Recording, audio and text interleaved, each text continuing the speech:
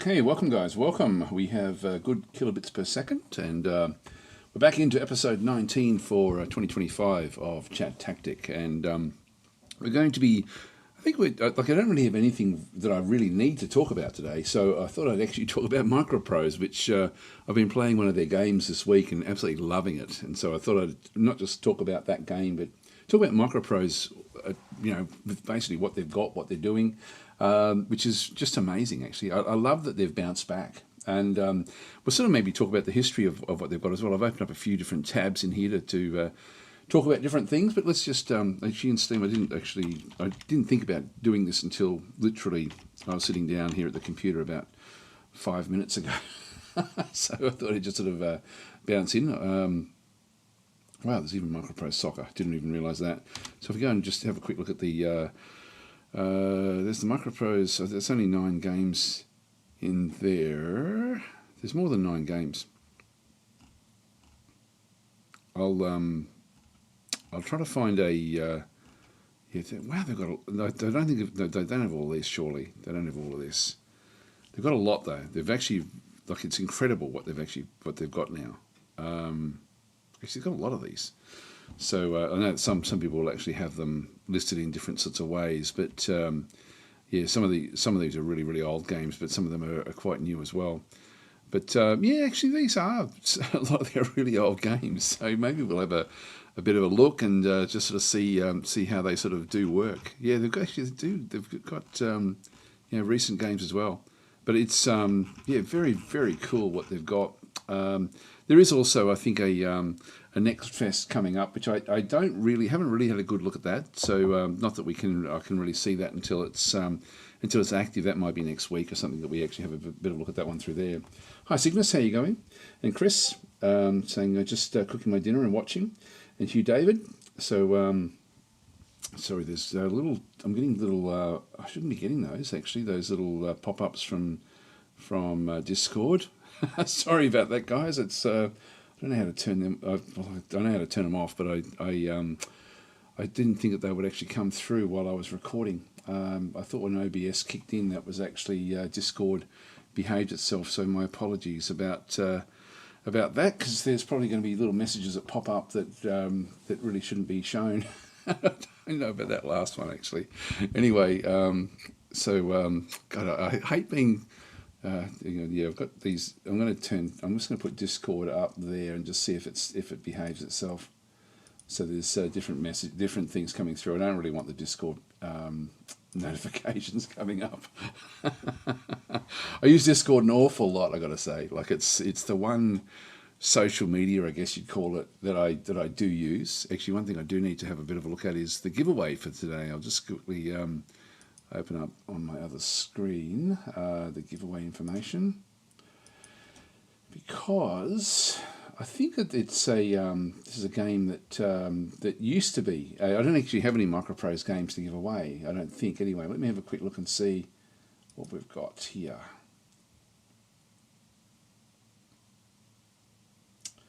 Yeah, so I've got. What I'm going to do is I believe that this is an old Microprose game. I'm going to do the same game for first and for last place, and that's Emperor of the Fading Suns. So I'm going to give that one away today. I've got a few keys to give away with that one. So I will actually give Emperor of the Fading Suns away today. Maybe we'll just start there. I'll just explain what that game is.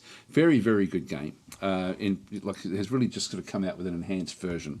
So now I did actually have this one for the as part of the Turn-Based Thursday Fest, but I just had so many giveaways for that. Like last week was a massive, massive giveaway fest, and Kat, who actually won, sort of won all of those games, has actually very kindly sort of decided that she is wanting us to have those back again. So they're going to be back in the prize pool for future giveaways. All right, so Emperor of the Fading Suns Enhanced, this one through here. So this will be the the giveaway, which is based on an old game. Now, it's the developer is Holistic Design, who are the original developer of it, and they're also now the publisher. But I do believe that Microprose was the original publisher of the game, and I'll talk a little bit about the history of Microprose because it's very, very interesting history. The games that you'll see in there are just like every time I look at the list of old games that were there from the 1980s and 1990s, it just blows my mind as to what Microprose actually had. And I believe that this was one of the Microprose games that somehow Holistic Designs managed to sort of keep hold of, because I'll talk about that when we get into it. No spoilers about the fate of the Microprose games. Okay, so you can see this one sort of rated very positive. 100% of recent views is sort of where we are, and then overall 94%. So this, even though the game looks old, it actually has been enhanced. It has been improved. The only negative I would give it is that it does, by the time you sort of get a little way into the game, there's a fair bit of micromanagement in terms of moving units and doing things like that. But the scope of this game is unbelievable. So command intergalactic forces in this epic return of the 4X strategy classic. From planetary politics to galactic warfare, the stakes couldn't be higher as you lead your royal house through battles on land, sea, air, and vast reaches of space. And it really is, it's probably the closest thing to like a Dune-like a game which is open-ended that you can play, to be honest. I'll just go and open up some of the screens, and so I can sort of show you these. I guess it's going to be a little bit hard to sort of see these. That's about as big as I can actually get them in through here. But essentially, you've got like different groups will then sort of be at a different location. The different groups themselves will then actually have have different abilities. In this case, we're looking at a doppelganger as the actual is the class in through this other side, which will then have its own sort of stats for attacking. There's like a little mini map of where it actually is, but each of the units like has different abilities. You don't really. Another negative I would guess with the game is it's very hard to know what's going on in the combat, and I would love to see more of a combat log, so you actually at least understand how the attacks and the phases work in the game, because it just sort of happens fairly fast, which I know that suits probably most people, but for me, and battle mode actually, because I remember we were talking about this once before and just thinking that would be really cool to actually be able to dissect, and actually battle mode did find a way to actually be able to sort of, or didn't find a way, but there was a way, but she told me about, to slow down the combat a little bit, so at least you can then sort of see what's being written. But yeah, there's certainly some improvements that could be made. I would love to see this made in a more modern engine as well, to be honest, but the base game is unbelievably good. Different sorts of things in through here. This is getting ready. This is the combat. You can see there's weapon phase close. There's different weapon phases as you come closer, or as you sort of start to move in for an actual attack. This is actually an attack, for example, on a planet called Delphi, and it's actually got it's attack into some ruins in through here with a group that they've come in with tanks, etc., against some sort of rebel force that was protecting it. But anyway, that's just sort of like the end of the combat screen. A lot of politics in the game as well. In this case, more armies. This is some of the. This is like when you actually choose a noble house. You've got different portraits. These don't have a massive bearing on the houses do, but not the actual portraits as such. The help file is unbelievable, and it's unbelievable in a funny way. Like it doesn't really give you a lot of good information. It's written from the perspective of like a religious cult, and so you get sort of like cult information, like from that perspective. You can see there, this is like for warlocks. It says, "Take care, you warring houses, for a blight greater than any temporal and temporary enemy walks among ye." So, Leland, drop thy scope against thy hawkwood brother. And so it's basically, this is again just spoken in that same sort of way. Again, I would love to see an actual entry at the back end of this that it summarizes the actual information, not just all of this. Like it's immersive, because the game actually came from a tabletop game, and so it's the same developers actually built the tabletop, then built the computer game, and they've done it great. Like, this is, as I said before, awesome game. Like, it rates so highly. There we go. We've got this is actually just a freighter again, looking at the various. You've got space, you've got ground combat as well. Like, that's it. It's just massive. This is diplomacy back in through here, and sort of how things are sort of working. What the excuse me. This is sort of like the religious side of things as well. There's a lot involved in this, and it's incredible that from the 1990s that the so many great games came from the 1990s. I don't just the actual gameplay mechanics, which we'll have a look at, because we'll be looking at probably the preeminent publisher of the 1990s great games when we look at the Microprose games. Anyway, that's going to be the giveaway for both last and first place today. Will be a key for Emperor of the Fading Suns. Hi, Eddie Ballgame, saying, have you seen Doors of Trilthus? Very interesting. No, I haven't, actually. There's a few things that I need to see. This saying last place, that's easy. Hi, CB, how you going? And ZXM is giving greetings as well. So welcome, guys. So that'll be at the back end of what we have a look at today. But that's going to be the key today. I've got 2 keys for that one to give away today. And we'll also look at... we're going to be looking at the Microprose games. So Doors of Trithius. I might have a look at these. There's a few games that I do. I mean to keep on going for Successor, which has been highly recommended to me. This looks pretty interesting. I don't know how random it is. So a roguelike adventure. A roguelite adventure where you lead a lord and heroes to conquer fractal kingdoms in real time with poor tactical combat. Yep, so reinvented. Create campaigns to unravel secrets, earn rewards, and expand your miniature universe. It looks pretty good. Like, you can see, it's all hex based on the bottom there. No idea whether it's whether it's procedural or not. I don't even want to say I'm guessing not, which I am guessing not, but it sort of looks like it could be.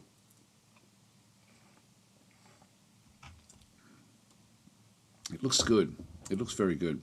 So that's Successor, which I will try to contact the devs. I've got that on my list.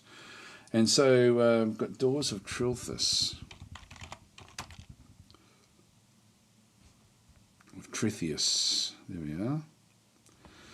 So Doors is an open-world RPG roguelike. It engages in tactical turn-based combat in a living world of warring factions. Now, is this is 2021. I haven't even heard of it before. Is it living world? Warring factions, wandering behemoths and ancient magic. Live your skills. Now, these sort of games, I only really ever play these. This is why I don't really play Capes of Cud, is because I need it to be random. And so with these sorts of games, and I don't know if this is or not, although it is overwhelmingly positive, like 96%, 95%. Pretty damn cool. I might write that down on my little list of games to see if I can get my hands on. Here we go. Explore a vast procedurally generated world that doesn't hold your hand. Okay, well, I'll definitely... I don't know why I'd never heard of this game. Yeah, random generation. Each vendor is unique as towns, dungeons, and the world map. A newly generated on every playthrough. That looks really damn good. Okay, I'm definitely going to put that on write that onto my little list of games. Door...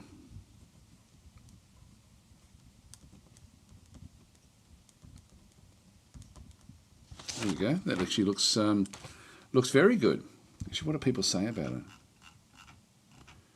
I think the hard thing with these games, like, to be honest, when they're a bit like this, is to give them enough cohesion amongst the procedural generation for sort of like the random stories to make sense. And so I think that's the hard thing if you build a world like this. let's just go back through and have a bit of a look to see. Game is good, can be played in a traditional roguelike or like an RPG. Thumbs up, really deep and fun. Really effing good. Scratches that itch just like Daggerfall. This game tickles my nostalgia bone. I love it. Keep up the good work. Exploring the game greatly in my early-ish game strides. I adore the progress so far. Yep, there we go. The game is awesome. Okay, there's nothing negative to say, is there? No one said, oh, this is crap or anything like that. So, 70 hours. Yeah, that's good numbers. Okay. Oh, well, let's. We'll actually. I'll try to remember to follow that one up as well. And it's funny. I've been asking for. I've put out the request for a couple of devs for some games, but I just haven't heard back from some. I mean, that's often happens where they just either don't see emails or whatever. I'm like that. I miss emails all the time. Anyway, that's of interest there. But let's go and maybe have a look at the history of Microprose and actually sort of where things are with them now and where they were back in the day, because there's some incredible games that sort of were out and about, with what they actually did back in that time. I'll just move back to the start there again, just with the Microprose games. I can't sort by relevance. Actually, this is by release date. Is that going to do it? That's going to go negative. Yeah, well, we could do it that way. And maybe then sort of talk about it. But I've sort of opened up like the list of Microprose games back in from here. I don't think the history is going to tell us much. It does sort of say in through here. I just opened up the Wikipedia thing in through this other side, where basically it was built by Bill Stedman, Sid Meier's and Andy Hollis in 1982. It developed, including Civilization and XCOM, actually came from this stable. So Microprose really was the game in the 80s and 90s. So that was or the gaming company. And really, by the time that we sort of get into the mid 1990s, where they're mainly known for like flight simulators and things like that. So they certainly went through a big long list of things that they actually ended up doing. So you can see in 1993, the company lost most of its UK-based personnel and became a subsidiary of Spectrum Holobyte. Subsequent cuts in corporate policies led to Sid Meier, Jeff Briggs and Brian Reynolds leaving and forming Firaxis Games, which is still active, in 1996. So Firaxis Games is the current developer of Civilization and actually XCOM. So that's sort of where they went. As Microprose closed its ex-Simtech development studio in Austin, Texas in 1998 following an unsuccessful buyout attempt by GT Interactive, the struggling Microprose Spectrum Holobyte became a wholly owned subsidiary of Hasbro Interactive and its development studios back in through there. Now, that was in 1998. This is sort of where Emperor of the Fading Suns was the year before. And so I think that Emperor of the Fading Suns sort of was associated very briefly with Microprose. But we'll sort of see as we get through it. And then we're closed the following year. In 2001, Microprose ceased to exist as an entity, and Hasbro Interactive sold the Microprose intellectual properties to Infogames Entertainment. Now, that also then went in all sorts of different directions. And then Microprose UK, former main office in Chipping, Sodbury, was closed in 2002. And so that's essentially the demise of Microprose back in the day. The brand was revived in 2007 when an Interactive Game Group acquired it from Atari Interactive, formerly Infogames. So it's interesting because Atari ended up with basically all of the IP. And even when Microprose got it, they didn't actually get all of their old games back. So they it ended up with Atari actually holding on to things and doing nothing with some incredible titles, which we'll talk about as we sort of get through those titles. The Microprose brand was licensed to the Legacy Engineering Group for consumer electronics. So the Cybergun owned the Microprose brand from 2010 to 2018. Which was then acquired, and sort of working with Steely. So essentially, it's we end up with it coming sort of like full circle and really, really smashing things out now, which is unbelievable, which is great. I love seeing this. It's such a great story, just of the of it, sort of starting up, becoming incredibly the games it had were just amazing, as you'll see when we go through the list of games. But just incredible actually with where it ends up. I won't go through all the different histories that it sort of ended up having, but there's a lot of so many different games came through in this sort of era. And then, of course, sort of coming back through. Anyway, let's have a look at the list of games, and you'll get a bit of a feel for how things are working. So there's a lot. I'll just go through the ones that I actually do recognise, and you'll notice that there's a lot of things like NATO Commander, Spitfire Ace, things like this, MiG Alley Ace. These were released on the Atari and the Commodore 64 in the early 80s. So Strike Eagle. This was probably the first big one that ended up on PC. This one I do remember playing that back in the day. I used to enjoy that one a lot. So there's a fair few of the flight sims back in the day, back in the 90s when I first started sort of really getting into PC gaming, that I thoroughly enjoyed, and that was one of them. So I did enjoy that one a lot. You see, this is still from the 1980s. These actual games. Silent Service was one that was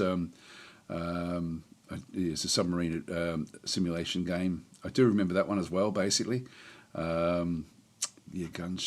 God, there's so many, isn't there? Sid Meier's Pirates. Still considered an absolute classic from 1987. There. So it's a video created by Sid Meier for the Commodore 64. And published in 1987. So there we are. That was, but that ultimately came to MS-DOS in '94, and so that actually is Sid Meier's Pirates is an absolute classic. So incredible classic through there. Should have a few more of the comments as we go through. Dusty Monk saying it is full circle. Are any of the people involved in the original Microprose involved in the new one? I believe that the original. Have a quick look and see, but I think that it's Bill Steely. Is I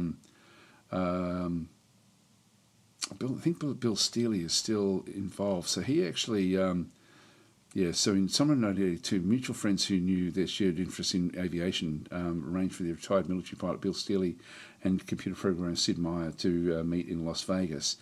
If we go back and have a look at the, after this one through here, so this is when it all collapsed. So Bill, who was good friends with, I haven't really had a good look at the actual history of what went on with this, to be honest. It was just that when they came back, it was like, what? It's awesome. Under Hasbro Interactive. I'll just keep on having a bit of a look. There was...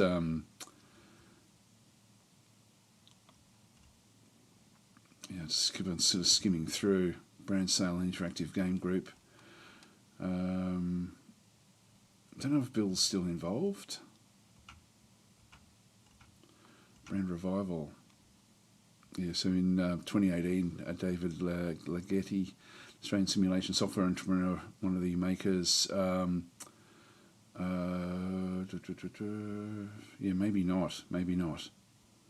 But I tell you what, they're true to their roots. I've got to say, like I love what they do, absolutely love what they do. So even if there's none of the originals involved, it's they have certainly I can't see any of the original people sort of named in that group, but they've really stuck to their they diversify a little bit, but they've gone back to what they were good at, like back in the day. So it's, you can see they're, simulation software entrepreneurs. So, simulation software is what Microprose really was, and is what they currently are now. Was a former developer for Bohemia Interactive. Okay, there we go.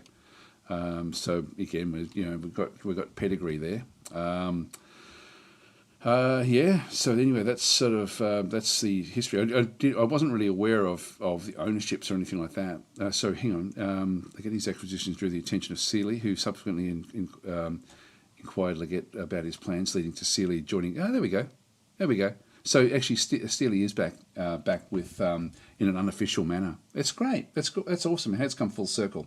Full circle. There we go. I thought he was involved in some sort of way, which is great. So Dusty Monk saying is it full circle? Are any of the people involved? Yes, so there we go. So we do actually have the original founder is sort of back, even just in a in the role of maybe sort of like an advisor or something in there, but which is fantastic. So that is great. That is really good stuff. Hi, Michael. How are you going? Sim was saying, I remember Chopper Rescue on the Apple II. Okay, let's go back to the list of games and see. There's the old Carrier Command. I mean, this was a classic as well. This is from 1988. Is that from 1988? Wow. I mean, this is, of course, we've got Carrier Command 2 now, which is a modern game, which is fantastic. Like, that's highly, highly recommended. By the way, I mean, we'll get to it eventually, but the multiplayer game that the Battle Mode and Drexy and Lucid Tactics and myself had played of Carrier Command is now up and running on the Meta Abuse YouTube channel. So if you are interested in that, it was good, really good, really good fun. Like it was. So I will actually. I'll go and search for it. I'll just go and do a YouTube Meta Abuse.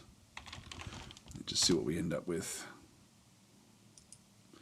So just go to the channel through here. Go to, where is it? It should be in the list of videos. Oh, there we go. Carry Command 2. Yeah, we're going to be doing multiple episodes of this, but this was so much fun. First video right there. No, they're not. They're on their way. So this is one where yeah, we had all of us were essentially in different roles in the carrier, and it was fantastic because we had fun. So we're hoping to get another one of those recorded fairly soon. It was hilarious because Battle Mode was actually late into the party, and I was the commander in the actual thing, and Battle Mode actually came in late, so didn't get the briefing about not firing the big guns because you got limited ammo, and you don't want to be firing them at weak targets. And Battle Mode was looking at the wrong direction, firing the big gun at all sorts of stuff. It's actually hilarious. It's really worth. You can see there the meta noobs take on an easy island and screw it up. We had really good fun though. It was really hilarious actually. So anyway, well, I thought it was. But that is sort of sitting there if anyone does want to have a look at that one. So yeah, that's of course Carrier Command 2, which is just an incredible game. I mean, I'll just pause the yeah. So this is sort of like the planning area. So that's sort of where I can just sort of do the planning. But you're sort of like on the bridge of this carrier. It's sort of like it's got a weird backstory where you're sort of like you're on the ocean, but it's sort of set in space. And so each of us had like different things that we were sort of doing. Like this, I think it was Lucid Tactics was in this seat. We might be, I forget who we're looking through through in here, but this is actually looking at I think Lucid was sort of in control of different. But at this stage, actually, we were on the ground. Well, Lucid was mainly sort of controlling the drones. Drexy was mainly sort of doing the navigation. Battle Mode was sort of he was on the big guns. We couldn't get him off the main guns. It was just really good fun. Anyway, we just released. We recorded it a couple of months ago now, but it's only just been released. Yeah, so Seeking Meta is saying the old Carrier Command was very good. Yeah, no, it's really, really quite cool. Actually, Michael's saying, just brought myself 2 great games on Steam sale. The first, Pillars of Eternity, and Thea 2. Yeah, the old Thea 2. Actually, yeah, there's actually I'm not allowed to talk about certain things. I've got to keep on remembering what I'm sort of under embargo about, so I'm not going to talk about something. And Guy Ballaby saying, I like the old gunship game. And so Michael loved those games. They're great, says the Danic Ryan. And Viren Games says, hey, Daz and chat, the Carrier Command 2 video was great fun. Yeah, it was good fun. It was, it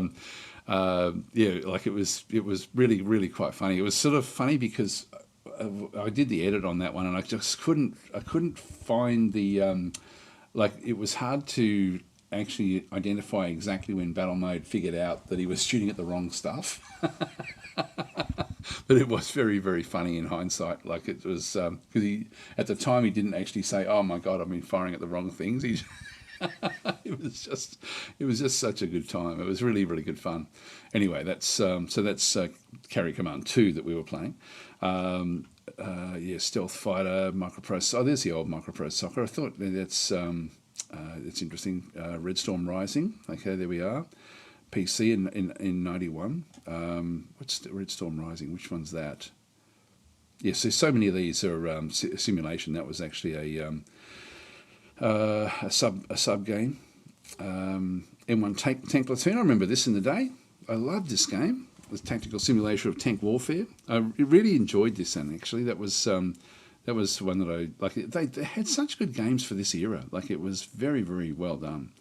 What else have they got in there? Stunt Car Racer, Sword of the Samurai, Command HQ. Don't remember that one at all.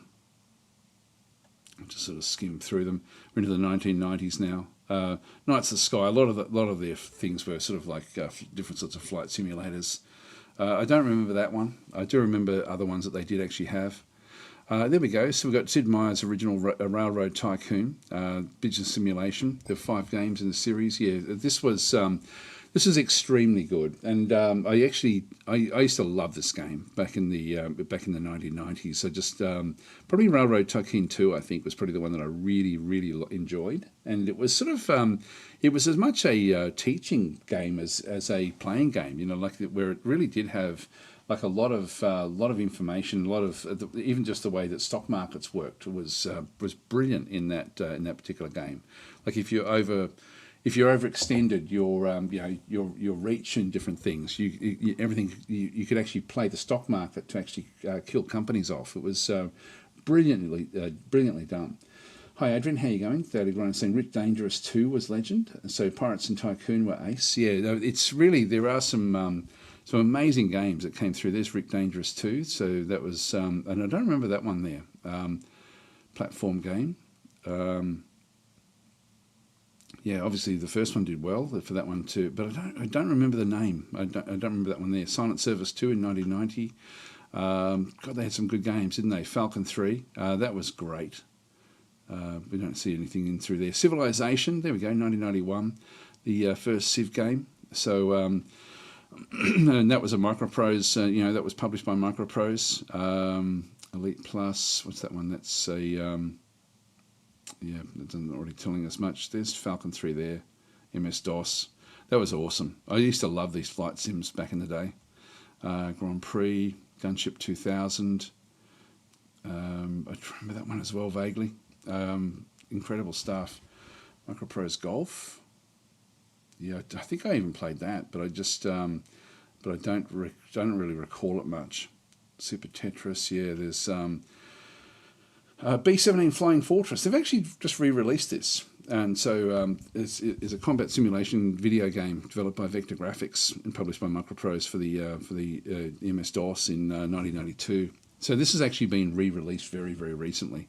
I think there's been some enhancements, but not a hell of a lot, to be honest. So it's it's a bit hard to sort of play it, but we'll have a bit of a look, I guess, when we get to that one.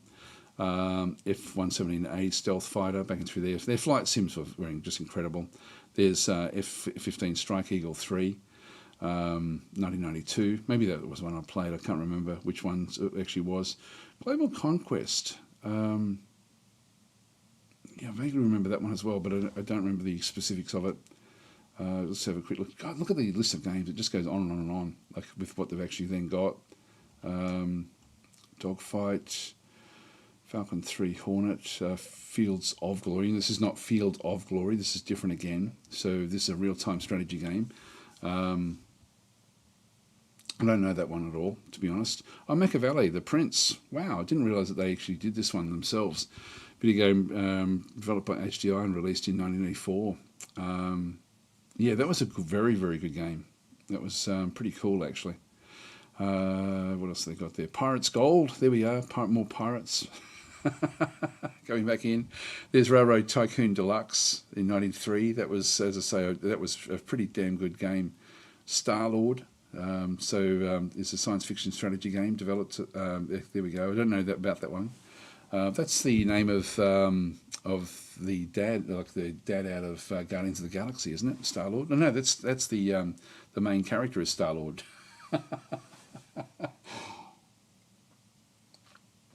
Samurai Wolferson saying Gunship on Amiga 500 was fun. Yeah, Master of Orion was back in there as well. Like they've got so many great games that'll be coming up, I think. Master of Orion.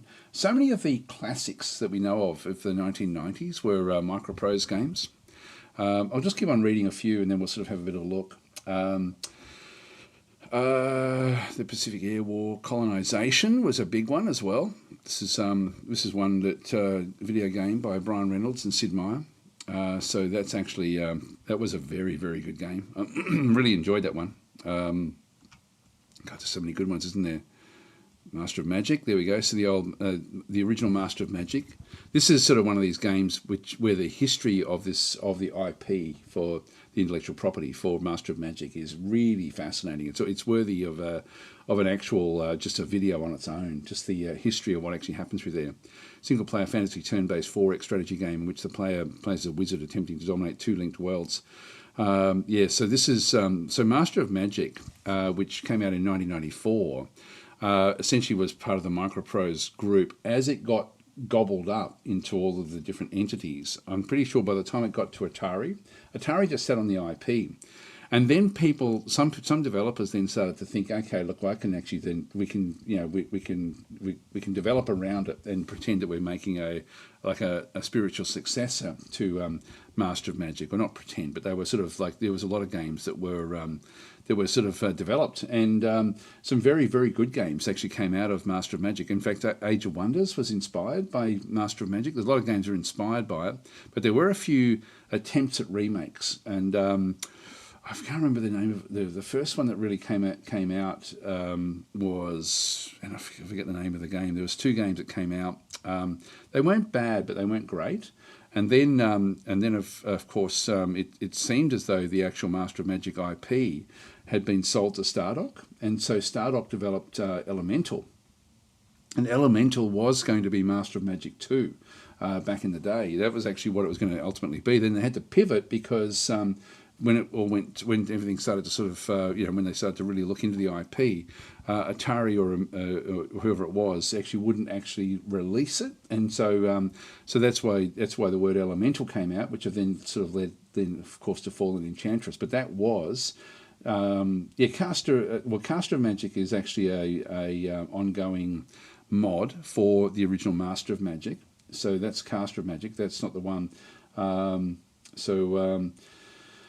In the end, Slytherin Games ended up with the actual IP and then sort of redeveloped Master of Magic. They called it Master of Magic. They didn't give it a 1 or a 2. They didn't give it a 2. They just called it Master of Magic as a rebuild type thing. So they tried to stay fairly true to the original, and I think they did a good job of that.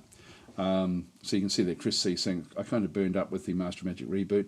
Age of Wonders 3 and 4 are so much better. They are so much better, but they're a much, much bigger development company. But this is actually where it was mentioned before about Thea 2. It was the same devs from Thea 2 that actually were commissioned to then do Master of Magic. There's still some, in the modern remake of Master of Magic, there's still a few things there that I would love to see changed. I don't know if that will ever be looked at in recent, in sort of close times. So Seeking Meta saying Elemental was so garbage. It was a shame because I was so involved in just emotionally in Elemental. I remember at the time because it was before I was doing live streams and or before I was doing YouTube content. I think it was around that time when I sort of started anyway. But Elemental, I was so looking forward to, and so every day I would read through every forum post and the whole lot. I was just super engaged, and I couldn't wait for it because Age of Wonders hadn't had a game out for a long period of time. So it was sort of Age of Wonders. I think it was the Age of Wonders, like the Triumph Studios from Age of Wonders. Went away from the Age of Wonders franchise and did like I forget what it's called, like Quest for the Overworld or something like that. And I was sort of a bit disappointed, and I thought, I'll look for another game. And Elemental was the one that I latched onto, and it looked so promising until. And so I was involved in the beta testing. The beta testing was very, very small and contained in different areas of the game. You couldn't actually play an actual game, and unfortunately, when it came out, it was just nothing really made sense with it. And but they really pulled it together with Fallen Enchantress. Like they sort of resurrected it and fixed it, which is what Stardock does. They do a good job of that. Like they actually they do sort of pull like if a game needs fixing, they don't mind really getting out the they don't just use a screwdriver to tweak things. They'll bring out a sledgehammer if it needs to happen, and so that it can take a bit of time. But I always appreciate that with Stardock because they do want the best possible game at the end of the day, and so sometimes they'll sort of head in a direction that where they need to pivot again. And Elemental was certainly ended up in a position where I didn't think it was that could be resurrected, but they did resurrect it with Fallen Enchantress, getting an incredible game. But anyway, that was supposed to be Master of Magic back in the day, and then finally Slytherin sort of did re-release that one. Pizza Tycoon, Space Kids. You can see there's just so many games that they had. Transport Tycoon, that was amazingly good as well. By Chris Sawyer. I mean, he went on to build a lot of games in the transport Tycoon area. UFO, Enemy Unknown, there we go. So this is also known as XCOM, UFO Defense, so in 1994. So there's our first XCOM. So XCOM was, of course, one of the Microprose games. Not of course, maybe you didn't know that. Pacific Air War, Across the Rhine. We see now that we're starting to see MS-DOS. We've seen Windows 3 now coming back in 95. Fleet Defender, Grand Prix Manager, Magic the Gathering desktop themes. There we go. So Magic the Gathering. Star Trek The Next Generation. I didn't realise that that was a Microprose game as well. There's Transport Tycoon again. Virtual Carts, remember that as well. That was actually pretty fun. There's XCOM, Terror from the Deep, back in there as an MS-DOS game. Civilization 2 now hits into this other side. Master of Orion 2, Battle of Antares. So the absolute classic. Still, how many genre-defining games there actually are that they developed? I mean, Civ, Mu, a Master of Magic, things like this. These are incredibly. They still, the original games still actually have impact on gaming today, which is just astoundingly good. Civilization 2, Fantastic World, and of course the dev that was brought in to actually then sort of fix Elemental, which is Cale or Derek Paxton, actually was he had built the best mod I think for Civ 2. Was it Civ 2 that he actually was working on, or Civ 4? Anyway, he was a modder working on in the Civilization game, and then was employed by Stardock to fix Elemental, and did an incredible job. Incredible job. Magic the Gathering, there we go, back in through there as well. Star Trek Generations, God, there's some good. Worms too, I didn't even realise that they did Worms. Loved Worms. More XCOM games, Falcon 4, M1 Tank Platoon 2, again, great game back in the day. Loved that one. Mech Commander, wow, there we are. So we're looking at Mech Commander back in the day as well. It's incredible his stable of games. This is before it all went south. I'll just skim through a few of them. Roller Coaster Tycoon in 1999. Wow, that's incredible. Spirit of Speed, Star Trek: The Next Generation, Birth of the Federation, Worms Armageddon. Loved that game as well. Avon Hill's Squad Leader. I didn't realise there was actually that they made that one. Maybe that was actually just the board game that they actually published. Yeah, it looks like there's no actual nothing else in through there. Yeah, these might be board games. I'm guessing that they sort of had done based on their games, but it would have come the other way. Squad Leader was much older than 2000. That was very old. I thought back from the 1970s. I thought Majesty. There we go. So Majesty was in 2000. So real-time strategy game. Developed by Hasbro. This game. So Majesty was built on the. Which one was it? Was it based on? Was Majesty based on Master of Magic? On the sort of like on the world of Master of Magic, it was a that was actually one where this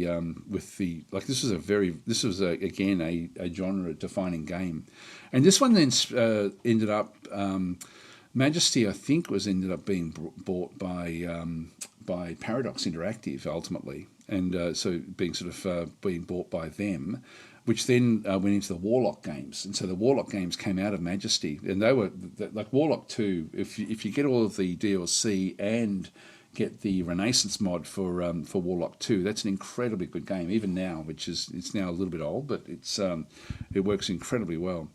Risk 2, that was a bit of a flop. I do remember playing that one. Roller Coaster Tycoons, Starship Troopers, Terran Ascendancy. There we go. I didn't actually ever play that one. Play the more recent one, the Slytherin version of that one. More XCOM games sort of coming back through. Girl Fight, what the hell's that? So this is... Is it 2013?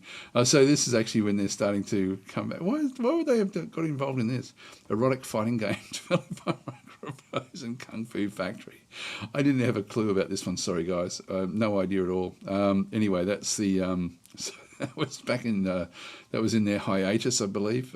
Carrier Command 2, 2021. This is not a complete list by any stretch, actually, looking at what is actually in here. There's a lot of things that they haven't added in. Girl Fight, wow. Hi Kat, how are you going? And so Seeking Meta saying, Hello Games spent 10 years doing free updates to fix their games, which yes was a turd at release. Spent 10 years. I'm not sure which game you're talking about. So Daz Bright, which is saying, do you know the upper limit for Dagger Directive player count? I don't see anything regarding that on Steam page. 4. It's only 4. So it's a co-op with up to 4 players. Chris is saying, no Dusty Monk. They have fixed No Man's Sky. Okay, so No Man's Sky, I believe. I've never played it, but from what I can say. So Aidan is saying, is Microprose the same company today? It's very heavily related to it. So we're starting to get into the modern era through here, and this looks like there's only a handful of games from 2020. The 2020s essentially is really where we start to kick back off again. But there's a much bigger list of games, and which we'll have a look at when we go back to Steam.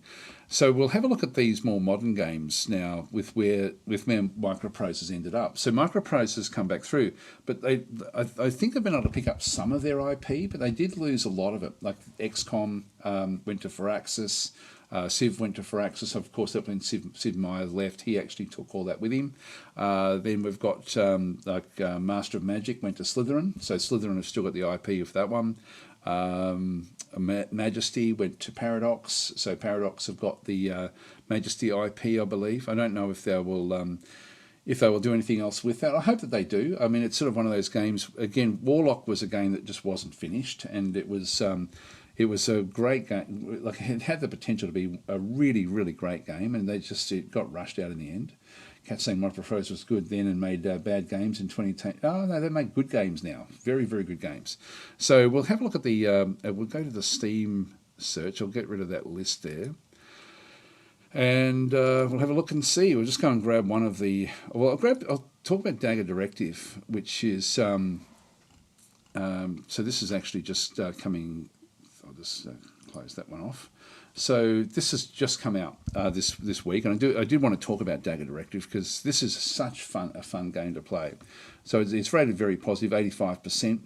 It's one of these games where it looks old, the actual graphics, but the actual scope of this is unbelievably big. And so I did a video on just the scope of decking things out. You can see there in the video, sort of getting your loadout right. And you can go in with anything you like. You can also choose the time of day for your missions. So you've got sort of like night vision, you've got daylight, different terrains that you're sort of operating. I can't stop playing it, to be honest, as single player, but also with battle mode and frag. The three of us played a game over the weekend, just a multiplayer game, which I did a live stream on, just where we sort of did a mission. That was really, really good fun. Like, that was the co-op side of things was, it really shines as a co-op game. It's still fun in single player, but not as much fun as when you're playing with, as in co-op. One thing we didn't do correctly in that live stream was that you can revive your team members, and we didn't know that when we were playing, and it was only afterwards we think we can revive at the time, and that would have made a world of difference to to what we were doing, because we were playing Iron Man mode. Essentially, if you were killed, you were like, each one of us that got killed was then out of the picture. But it looks old, but it actually plays extremely well. I mean, there's certain things like the actual, like you can see the tiling of the terrain and stuff like that, which it's sort of a bit off-putting in terms of it looking like a really old game. But God, it plays well. Like it plays incredibly well, and it's sort of brutal, like one bullet killed type thing. So it's quite difficult. Like once the enemy starts firing at you, you've really got to sort of work pretty fast to sort of get things going. I might even fire it up and just sort of show what it's got and how it sort of then goes and works, because it's the scope of being able to build what you want is amazing. So like if I go into I'll just minimize that one and just show it, because as I say, I can't stop playing it. It's one of these games you can play for 10 minutes and then so it is it's a single player game. You can play it for hours, or you can play it for just a very, very short period of time, which is really, really quite cool. We go Microprose. So many great games. But this is their most recent game. And it doesn't look anywhere near as polished as some of the more modern first-person shooter games out there. But in terms of this, the ability to customize what you're doing is just astounding. I think I finished a mission last. If I just go and continue, hang on. Yeah, I'm doing a. I think I'm. Yeah, actually, I'm mid mission. I'll just go and continue this one. But you can customize anything you want in the actual game itself. Just load in. So I'm doing a mission. I'm doing it at daylight. I can do it at night. I can choose whatever time of day that I want. So I've sort of I've got a farm down there. Oops, hang on. Here we go. So I've got a farm down in there which I'm trying to assault. Now, if I walk in, the AI actually responds very, very much like it's real. I'm just going to go and scoot up to here. You can see I'm only 70 odd meters away. Now I've shot one of them, but if I'm running like this and I'm just walking, but if I start to if I sneak, they can't really hear me all that well. They can still spot me at different ranges, and I'll just sort of have a look to see whenever I see anything. But it's this is a bit crappy. Like you can see there, the foliage is not very good. And if I sort of use the scope, you can certainly pick the pixels, on all of the different sort of stuff that is actually there. Just come down the side of this farm, but it's so it is definitely it's a first-person shooter, but the co-op side of things really does enhance this a lot. Just see if I can sort of spot anything. There's a guy in a car, so I can just sort of take him out. Now that's now alerted them. There we go.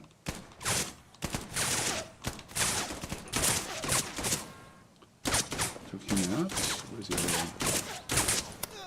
So he got pretty close. One thing you'll notice is that there's no HUD. There's no info on the on my screen about how many bullets I've got, what my health is. Essentially, it's up. You don't know. And the one thing I can do is I can go and press Tab, which is then my what I'm sort of with my inventory, and I can then hover over this, and it says the load is light in the magazine. So that's the only thing that's the only information I've got. I can sort of know, okay, I'm running low on bullets with this particular clip, and as I sort of come back down, as I get closer, I might just switch to a pistol, and this is just the number 2 key. But you've got all sorts of different weaponry. There we are. Shot him. It's oh, there's another one. Damn it, he just went around the corner. So he was patrolling in here. Where is he?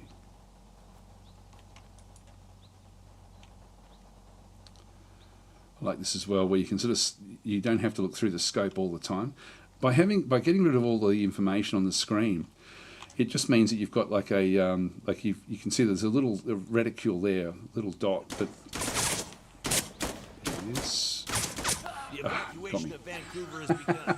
I'll return to the ship and show you the loadouts, because it's pretty damn cool the way it sort of does work. So this is where you pick up your missions from. So I'm only just doing the first one. Each of the missions comes from in a different, like Militia Mountain, for example, is in the ice. So you've got like a snow terrain. The other two are more to do with the sort of terrain that we just sort of saw. If I grab that one through there. Now I don't have to go in, like, to make life difficult for me. Sorry about it's going to keep on giving me the briefing. I'm just going to go and press tab. I'm going to drop all. So I don't have to go in with all my equipment. I can just go and say, okay, look, I'm going to go in with a knife. I'm going to grab a pistol. I'm going to get a couple of clips and a silencer. And if I just press 2, that's all I've got. So this is actually where I can go, and you can see I've got hardly anything in my areas. I've got drones, I've got all sorts of different weaponry, I've got sniper rifles, machine guns back over through here, like big heavy machine guns, RPGs, and I've got a whole lot of other things in through here as well, like javelins, back in through this other side. There's just heaps of stuff. Then, there's again more machine guns, but let's just go in with a pistol. This is very hard, like to, so you can sort of change the way you play it. We must secure the nuke before the peacekeepers can use it. Anyway, I'll forget about the...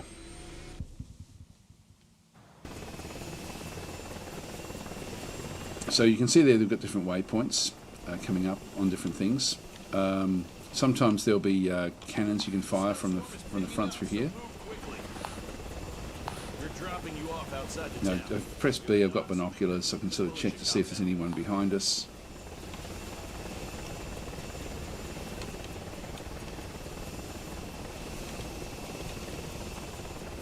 So that's the waypoint. If I press B now, I can zoom in a fair bit, have a bit of a look around.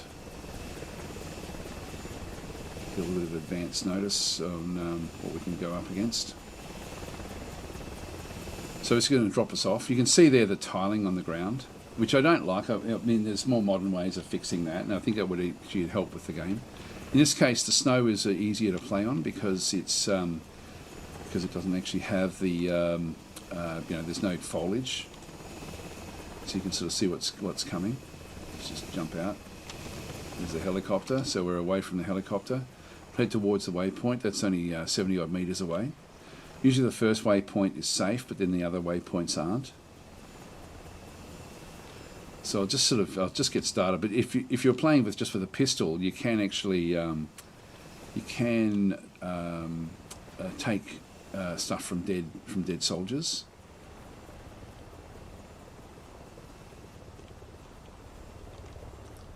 Just double check what we've got.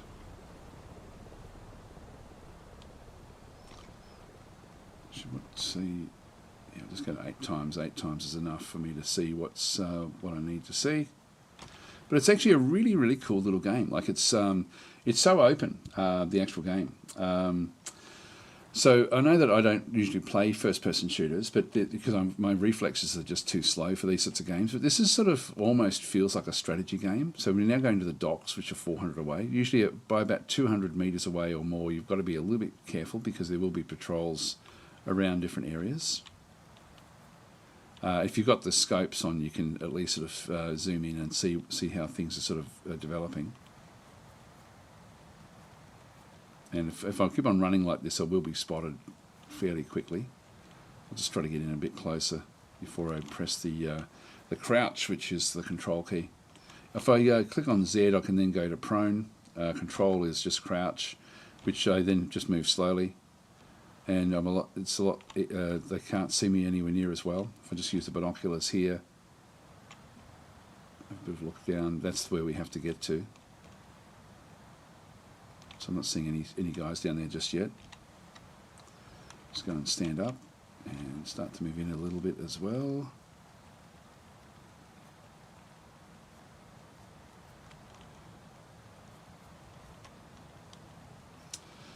I'll just try to get to it, at least get one other guy where I can start to take their equipment.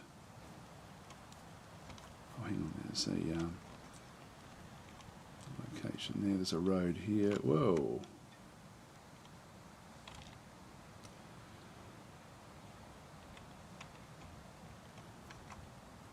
So they're marching the other way. But they operate, they sort of have they've got a way of, let's just get close enough to take them out.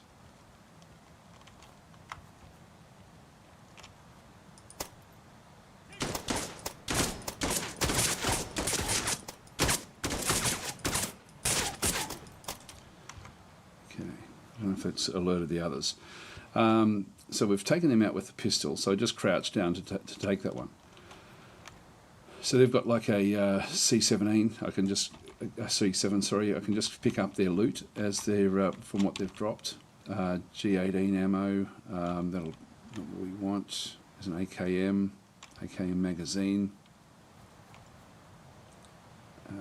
AKM as well. So I can now I can actually go to 3 and use their rifle. So I've now picked up the rifle that we had, and again, if I just press tab, have a quick look and see, we can see that that's light, but I do actually now have one more of their magazines back in through there. So we now have this assault rifle. So I can then sort of keep on, so I don't have to start with all the equipment that I'm going to have. So it's very, very open, this particular game, which is very, very cool, the way it sort of does work. But we didn't trigger anyone because that was just a patrol. But yeah, they're really cool little missions. The map is extremely, that's the full map of where we're supposed to go, what we're supposed to do. It's really cool, like the way the game actually sort of does work. Where we're supposed to sort of go back up through these different waypoints, do all these different missions, and then finally get to the base, and then exfiltrate from there. I won't keep on playing though, but that's as I said before, extremely enjoying this game an awful lot, and we do plan on doing another multiplayer game or two of this one as well. So that's going to be good fun. Actually, it's very, very good fun, this particular game. So Nightbot is smacking cat for some reason. I'm not sure why.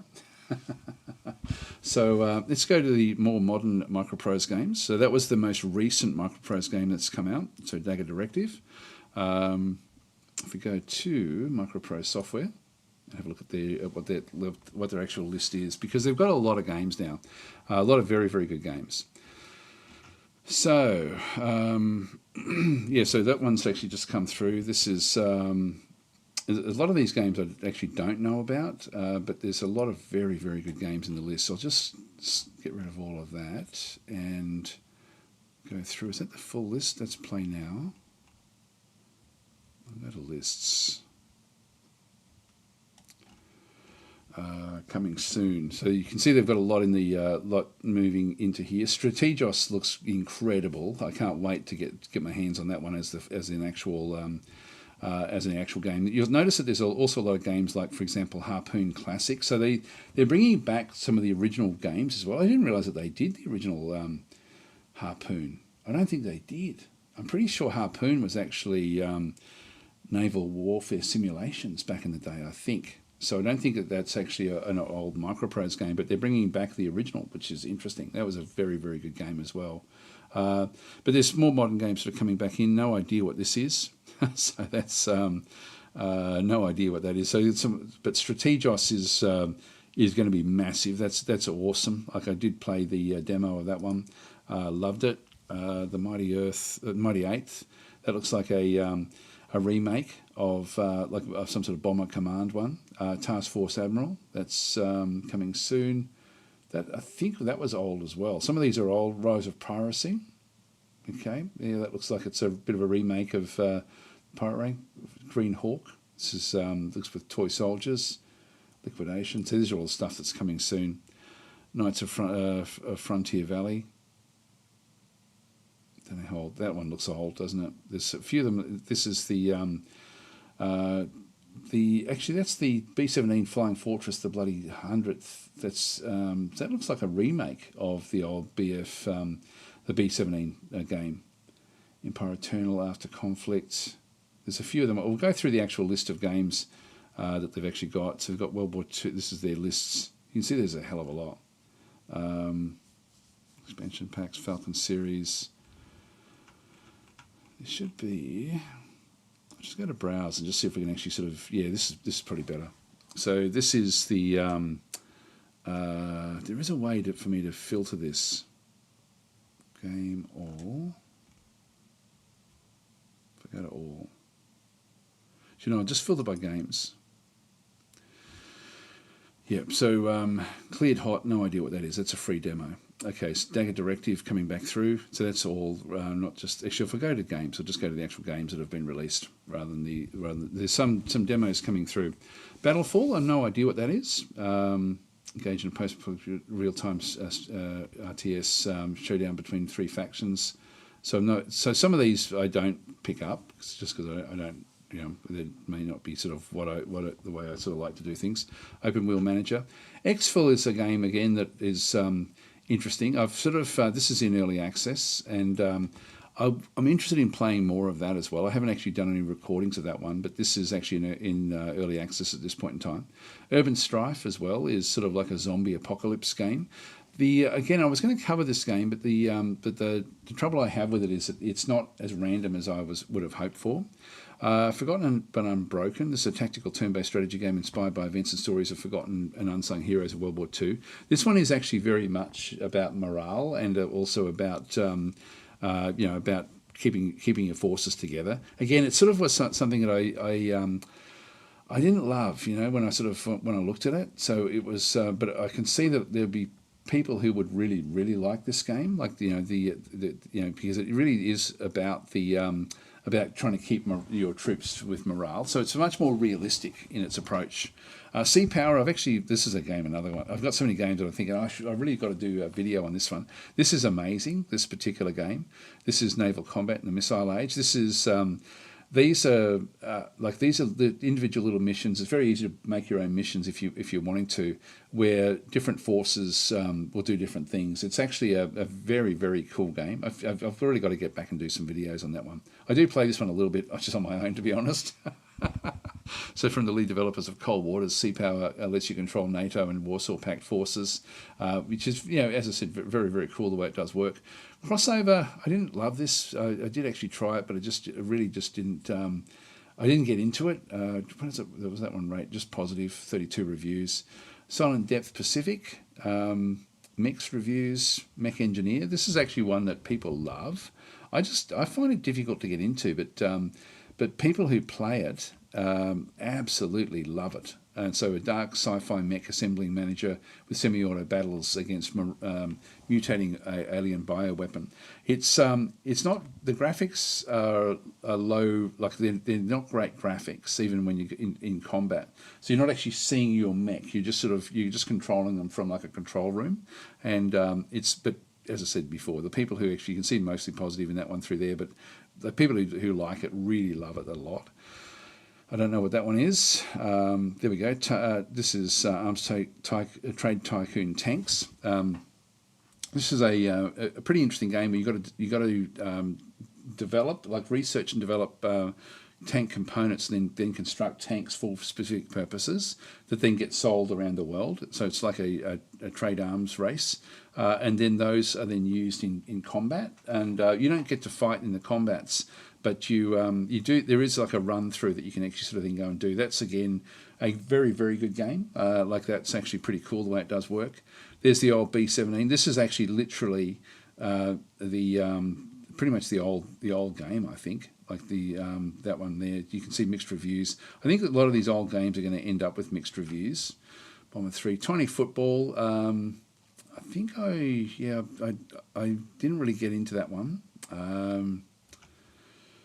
There's a lot of them. Second Front. This Second Front is a game that I thought could be really, really special. Like it's a hard one to get into because of the game mechanics are not intuitive, and that's probably the biggest problem with Second Front. But overall, this game, if they had procedurally generated missions, this would be just incredible. And but they don't actually have procedural generation in the missions. They do have procedural generation in where some of the enemy forces end up being, but not enough to make it really, really interesting. But it is a very, very good game, that one.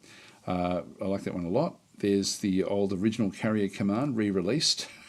So that's Carrier Command in through there, which released in 2022, which is actually after the Carrier Command 2, but I wouldn't worry about the original. I would just go straight for Carrier Command 2.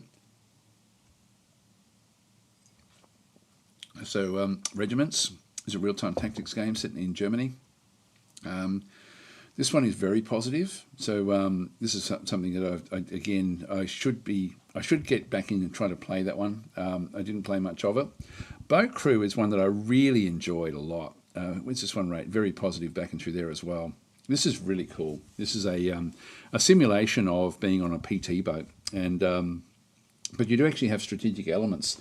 The missions or the things that you decide to do, even though it's sort of very, very open with what you get to do, it actually then dictates like what the enemy and what your own forces will then go and do in terms of launching invasions through the Solomons. So this is actually like a Guadalcanal / Solomons campaign, which it really gives you a nice perspective also of that area, in reality, like just in terms of if you're playing Guadalcanal type games or Solomon campaign for World War II, even just being able to roam the map in a boat is actually quite interesting. Not that it's really all that realistic, but it does help with perspective.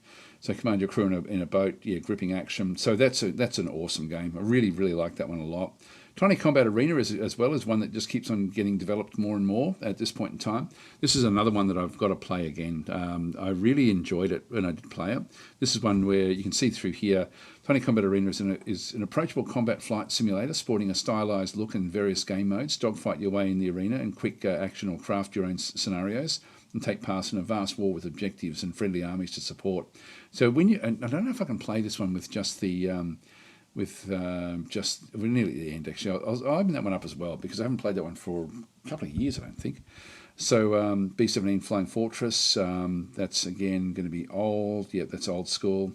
Carrier Command 2, we had a quick look at that one before. This is awesome, this game. What's that run rate? Very positive down through there. Great game, that one. Hive Fleet, another great game. So very positive in through there. This is one where you sort of command like different airships, trying to sort of get them across a map. Randomly generated aspects to the map itself, but it's a difficult game, but it's very, very good. Voronoi is an interesting game as well. This is actually, what's that one rate? Yeah, mostly positive. It's better than mostly positive. It's a game, command modern military armies by zooming out and issuing orders to large formations, or zooming in to issue orders to individual squads and vehicles. Voronoi is a real-time strategy war game. Yeah, it's pretty interesting, that one there, actually. It's very simple, like in its approach. Open World Manager, I don't know anything at all about that one. Ground Branch, I don't know anything at all about that one. Then we've got the old Falcon games from 1998. So we've got a lot of the old games in through here as well. Yeah, then back to the really old ones back in the day. But yeah, the Tiny Combat Arena is. I'll just open it up. I don't know if I can play that one without a joystick. I did actually have a joystick attached at some point. That should be in this little list in here somewhere. There it is. I know that there's been more and more updates to this, so they keep on improving it, but I haven't played it for some time. And again, if you're into flight sims and combat sims, I think this game is awesome. But I think it's now improved a lot more than the last time I played it.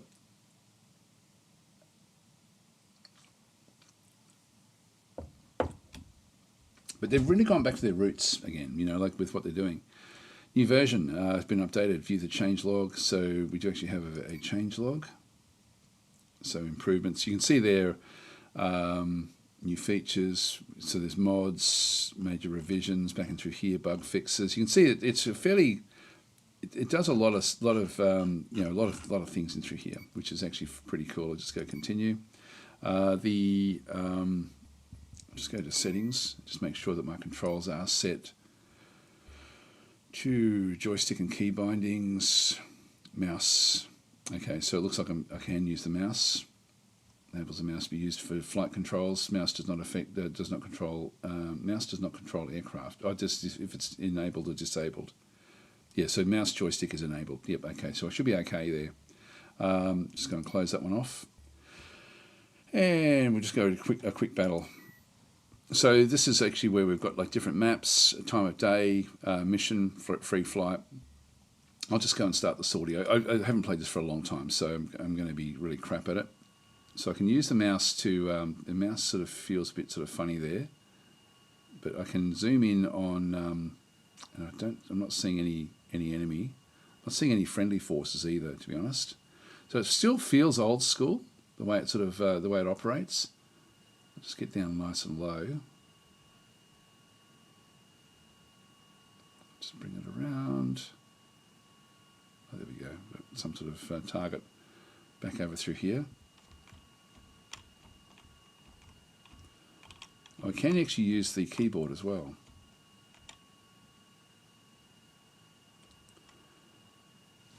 But a lot of the terrain that you see is actually objectives for combat. But it's got that real old school sort of Microprose feel about it. I don't even know how to set my weaponry, to be honest. I think all I'm going to be able to do is just do a low flyover. And there should be ground forces as well that will end up fighting us.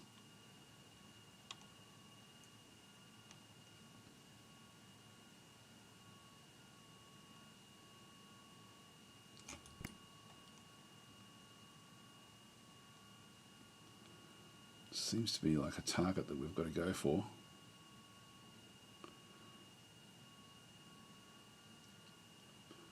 I don't know what we're supposed to do, to be honest. I should have. I normally play these a little bit before I do anything, but I just wanted to show the look of it. It's pretty cool. It's about as much as I can bring it through. So, yeah, I don't know what these different waypoints are in the miles there. I'm not seeing any enemy at all. But I've forgotten how to play it. So anyway, I'll just escape back out of that one. We'll exit the game. But it's that's a pretty cool little arena one as well, just based on the Microprose side of things. Anyway, that's I thought we'd I've kept on meaning to do something where I just go through the Microprose games, because they've like, it's got such a massive history, like Microprose itself, and then and with I didn't have anything a real lot that I wanted to talk about today, so I thought, oh look, this is a good opportunity to spend some time actually looking at the Microprose games. I'll try to do this with different developers. There's some because there's some of the development companies in the strategy game space, or in the sort of in the war game type space, are they've got some great games, these sorts of guys, and so Microprose is no exception. I certainly love when they bring a game out. It's always usually a pleasant surprise with what they've actually then got. Hoopter is saying beating High Fleet is my life goal. So Guy Bellaby saying the stream is glitching. I've still got good kilobits per second, and the Daily Grind saying yes, it is. Okay, so hopefully it's doing okay now. Please enter me for the race, says Guy Bellaby. I haven't actually set that up just yet. I'll do that one fairly soon. Another thing I wanted to talk about was what's coming in Gal Civ. I'll be playing Gal Civ in a couple of days' time, 2 or 3 days' time. And then we'll sort of start to have a little. I might even show that one now as to what's going on with Galactic Civilizations IV, because that's improving all the time. Let's just go back into just go to one of the games, and then we can sort of then move our way off.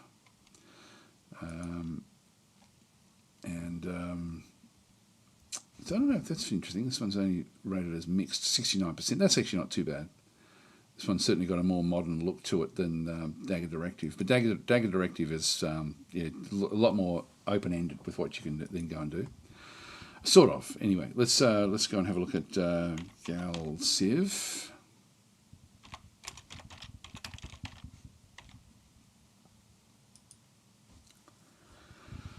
And as I say, I'll be covering this one, or doing a bit more of a run. Now, I don't know why it rates like 65%, 72%. For me, this game should be rated at least in the mid-80s, just with what it actually does do. And it keeps on getting improved all the time. Like if we go across the Community Hub and have a look at the news for it. So you can see there, actually, this one's coming now, 6th of June. This is actually coming in version 3.0, which I do actually have. I'm going to open it up. I'm probably not allowed to, but I'm going to show what's coming because it's fairly impressive, you know, the different things that they've actually got. And I was thinking I probably would like to set some things up before I start doing a live stream.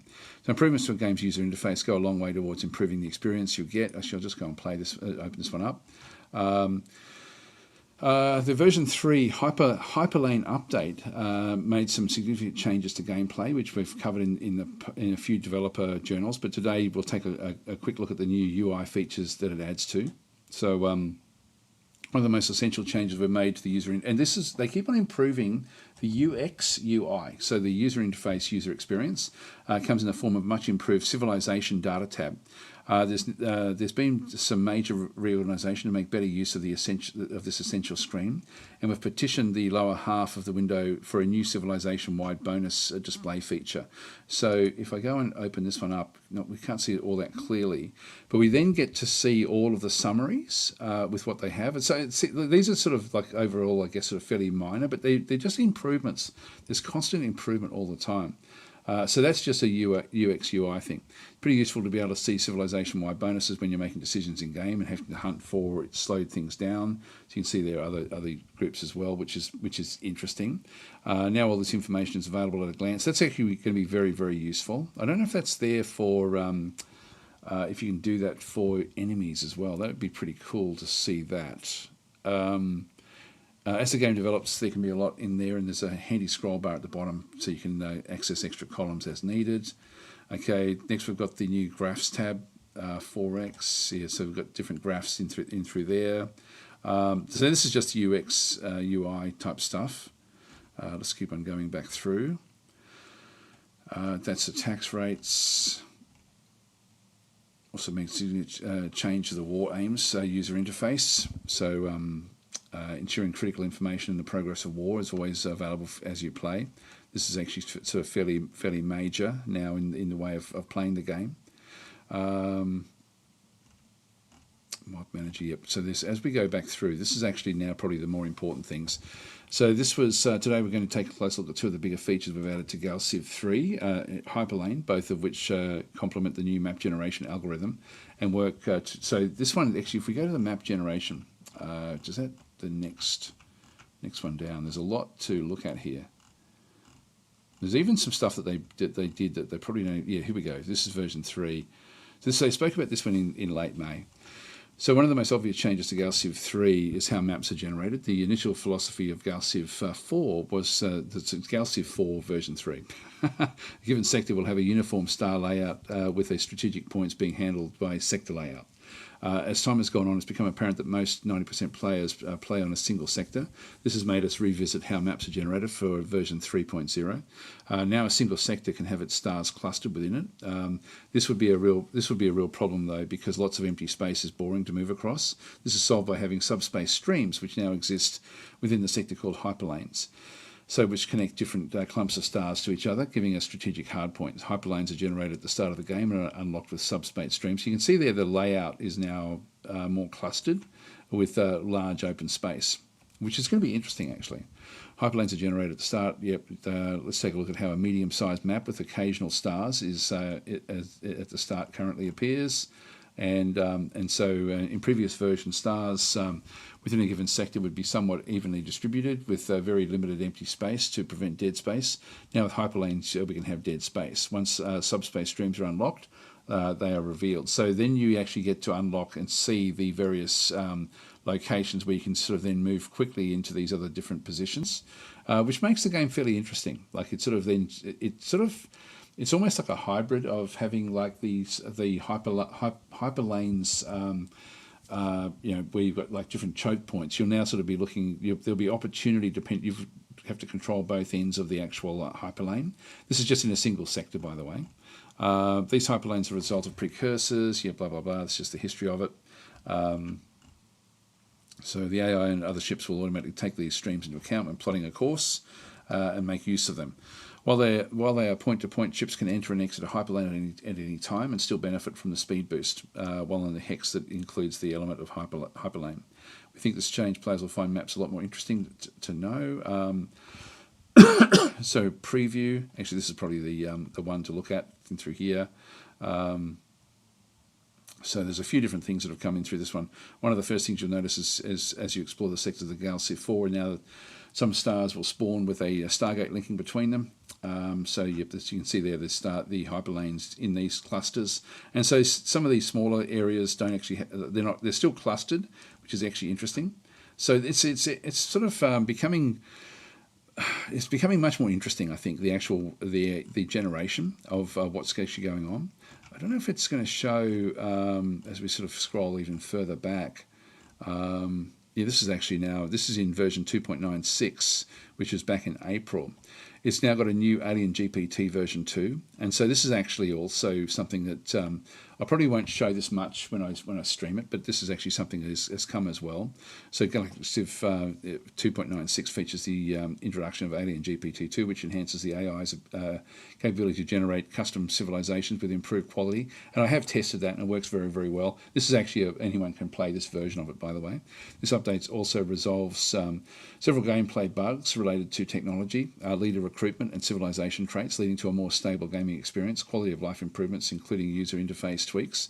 Additionally, we've made updates to Tales of the Arna DLC and Megastructures expansion. In this case here, what we've got is these are when you generate a faction, it now makes a lot more sense. So what you can then go and choose is when you choose your species, you've now got a lot more control over the actual species themselves. You can actually make your own custom species very, very easily.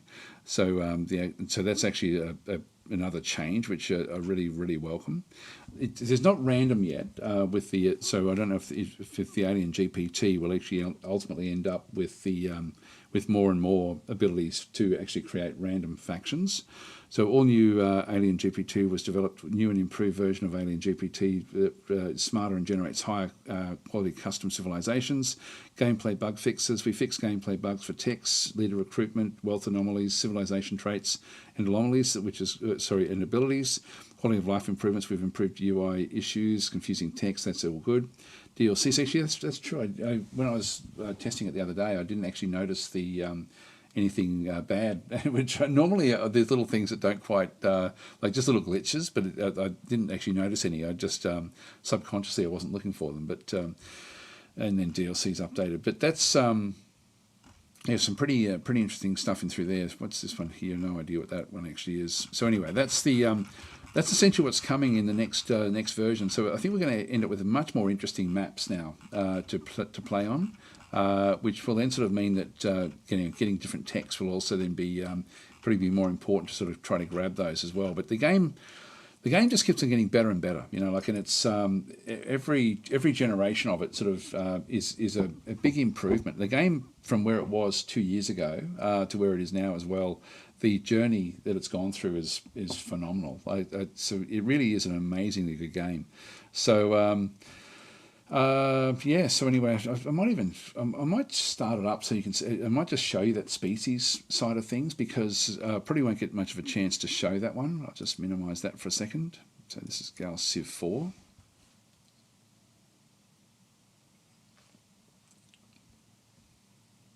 So Kat's saying I've got Nation Gen working for Dominion 6. So I'm making a lot of random nations, super fun. Yeah, Dom 6 is fantastic. Michael's saying... okay, Mr. Suro was saying stream is good my end. I did end up getting Dagger Directive, waiting for a co-worker to have some time for co-op as the next challenge. It's still fun on its own, but it's really good fun playing it with somebody else. Now, I'm not sure if I'm allowed to show. I won't play any gameplay stuff, but this is this is version 3. This comes out this week, by the way. So. So you will be able to, if you've got Galciv, you don't have to pay for this. This is actually the new update, which comes, as I said, I don't think they've announced it, but it's actually coming out very, very soon. I know some information. I know someone. Oh, okay. So Hugh Davis saying, I see Steam's next fest. Oh, yeah, because when I first got into it, it hadn't started at that stage, I don't think. So yeah, I thought it was coming any old time. God, have I got time to show it? Maybe I do. Maybe we can have a quick look at the next fest and just see. I haven't really been involved much in this one here. Just go and get rid of that one. So if I go to new game and I'll go to generate a civilization. So this is the new GBT, and what it does do is if you're going to be if you once you get version 3, in fact if you get any old version at this stage, it's still going to be working, but the next one will actually have the improved alien GPT. And so if you go down into this other side with human, you can do this much faster now. But if you go into choose species, they've been adding a lot of different species into here as well. And so I just tested one the other day. I just made a dystopian humanoid faction just based on on humanoids, but you can really, there's a lot you can sort of choose and start from. You can actually add your own graphics in if you're wanting to. So with this one here, I just thought I'd look at what, I'll combine 2 different factions and just sort of see how they do work. One thing you can do when you go and do this one is you can always just go back and edit. If you've got your own species, if I go to cyborgs, I can't edit the cyborgs because they come with the game. But this one through here, all I did was I just started with, and it just took literally a couple of minutes, just went to humanoids. I then went to copy species. So you can see there we've got like different species traits. And so this is the important thing. This is actually where there's no point limit here, no point system. So you can wildly cheat with this. So if I went to like humanoids and went to copy species and then went to... like I can actually then go and make everything like really, really positive all the way through. It's not going to stop me from doing that one. So this is like good at everything and high growth rate. Approval, so basically starts off with 60% approval, relative expectations, modifier, so on top of natural variation, so that's plus 15, that's negative 15. So you can sort of, there's no limits to what you do here, which is a bit of a shame. I wish there was some sort of way of it telling you, look, this is crazy, like doing what you're doing through here. So if I went with all of those things there, I'm getting basically pollution effect is 0%. This is food consumption has variance.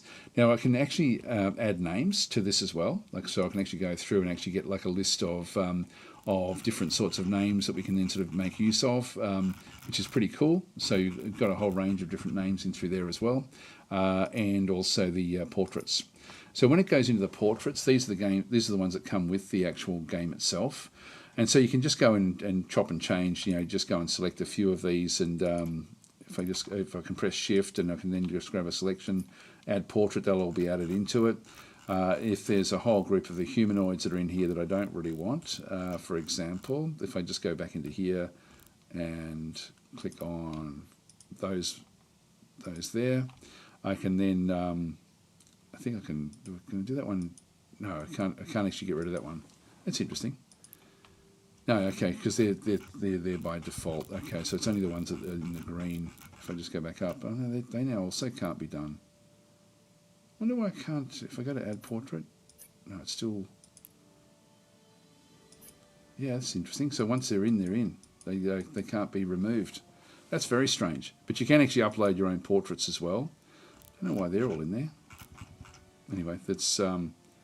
You got different groups anyway, but you can sort of see how it sort of then works. Once you've actually got that one done, you can then sort of save it as a change its name to something else, and away you go. But it's actually I wish that there was like a way of getting the balance with this, but it does give you a bit of a chance to sort of see how things actually sort of do work. Like if I go, for example, and choose like a reptilian, like these sort of lizard type creatures, back and through here, you can see there that. They start off with reptilian up the top through here, so they always want to be on desert worlds and carbon based. This is something we can't change once you choose what they've got through here. If I do copy the species, I can then sort of make it into whatever of the different types that I wanted to. Like if I go and copy this one, so these are the various sort of cat classifications that they've got. They've got an awful lot, and these all have different bearings on the game as well. So. If I just go and cancel, just go back again. But you can sort of see through here, like these guys don't have any real sort of bonus. If we go and have a look at some of the other, like this is another reptilian, this is a Felarian. These are actually, have got, they're poor at social, but they're good intelligence, good resolve. This would be fun to play actually. This would be a fun one to play. I might even play this one because this will actually give. This would actually give. This one's got high growth rate as well. So these are sort of like alien creatures back and through there. But this one's got some pretty. It does consume a lot of food per month, but its growth rate is very, very high. So this one requires lots of food. So this is. But so the base one. If I just go and just go choose species in through here. If I actually have that one, Filarium, it's then going to change the phenotype to reptilian back in through here. And so if I just go sort of like a ravenous reptilians or something like that,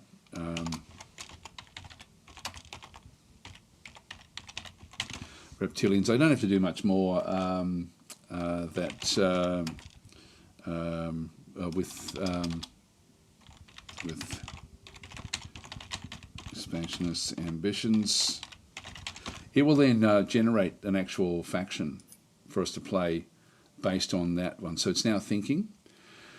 So this one is now sort of, it's going to then generate an AI image for us. And it's just sort of fleshing everything else back out. So I can then change, just go yes and let it load in images. So this is actually how you can just use the AI to you can do it from the base up yourself if you're wanting to, but which is what you used to have to do in the game, like back in Gal Civ 3. But it's pretty cool the way it does work. You just see saying, yeah, you should wildly cheat or wildly make challenging opponents. Yeah, exactly. So that's sort of similar to what we've got. That one's sort of similar as well. So if I just grab one of these and just go, I can do search again. I've got limited numbers I can do, or that used to be limited numbers. I might just go search again.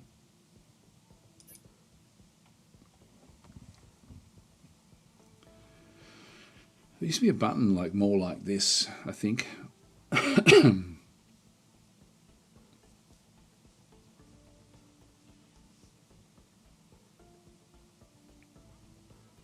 Generate more AI. The AI is generates based on Stardock games. Yeah,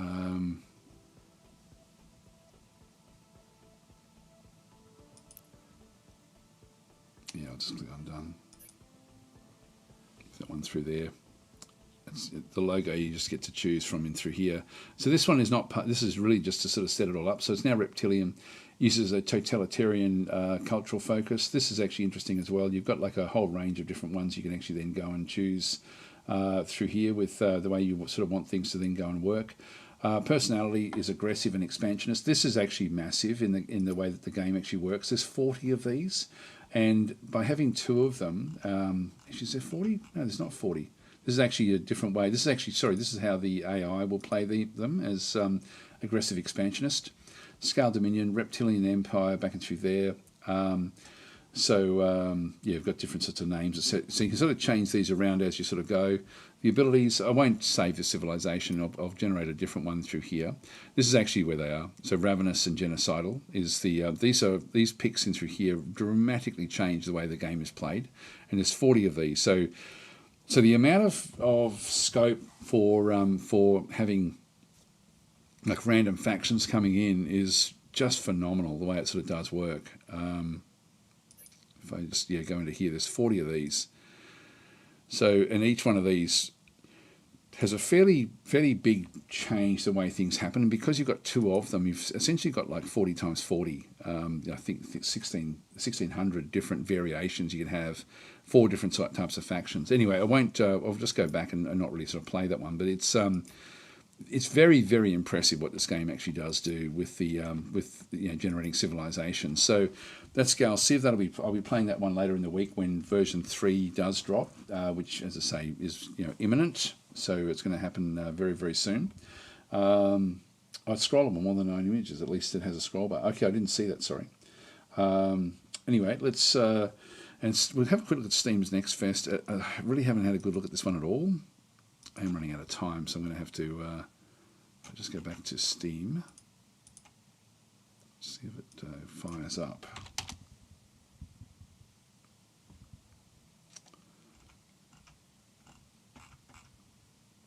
sorry, that's the wrong one. Steam powered. Here we go. Next Fest. So so that's going to finish on June 16th. For me, it's the 10th. So yeah, if we don't look at it today, we're not going to be looking at it next week either. That'll be over and done with basically by next week. This is where demos come in. I don't usually play a lot of these, to be honest, but there will be a lot that may be sort of worth having a bit of a look at. But I don't even think we'll bother, because I really haven't been looking. I've had a lot of devs contact me, but I just haven't taken anything up to have a look back and through here. If we have a look at the it's new and trending. Yeah, look, I won't go into it. I'll just in fact, if I do click on that one, I won't go into it much. I'll have a quick look and see if there's anything that is worth grabbing.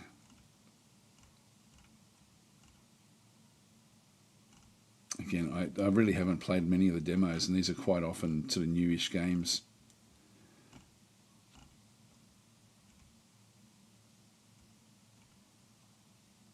That looks interesting. So there's some interesting little games that we sort of see. Just want to see if any of these sort of really do sort of kick in through here. Again, a lot of the actual games will be coming, in the future. So that's why I really don't have a real good idea as to what's actually coming. Yeah, I don't know about that one. Some of them look interesting, and then when you play them, they're really, really bad. This is just coming out, actually. This is one that I have played a little bit. That's probably worth having a look at. That's a little squad game, which is pretty cool. That's published by Hooded Horse. So I did actually play that demo. Yeah, there's a few there. Ragdoll, not sure what that one does. Command deck. Roguelike deck builder. Yeah, okay, deck builder. I won't worry about that one. Yeah, I'm not seeing much there that I'm familiar with, or that I'd be thinking, oh, I've got to play that.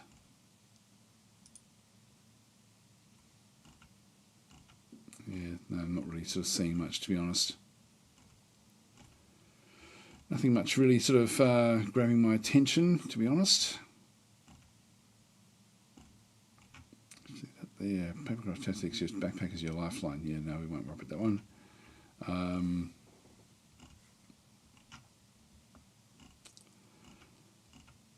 God, there's a lot of games, isn't there?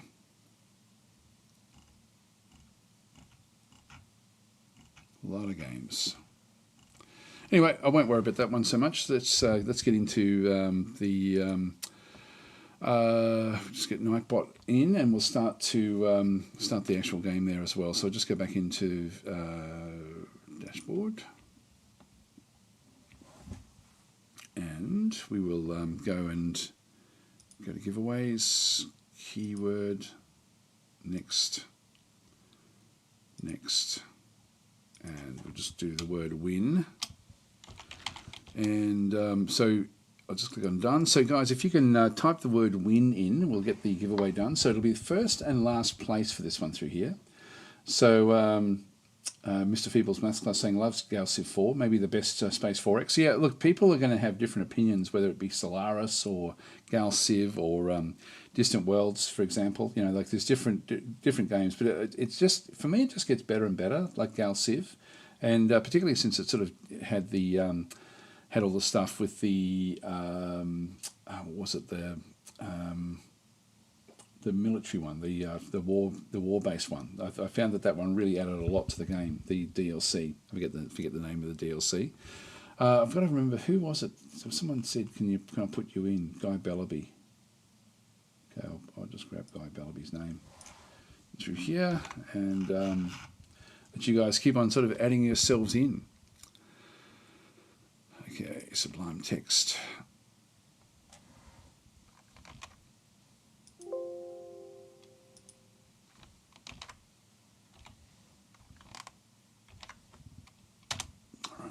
Guy Bell will be in there. And yeah, just keep on typing the word win, guys. We'll have while you're doing that, we'll have a quick look back at the next fest, just see if anything comes up that is that looks like it's worth having a look at.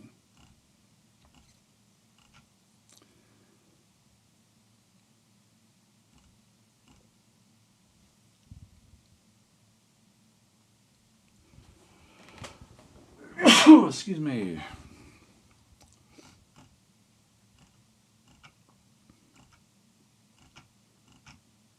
Rogue Tactics. It's a turn-based tactical roguelike. Collect different creatures, strengthen them and combine them. I have looked at that.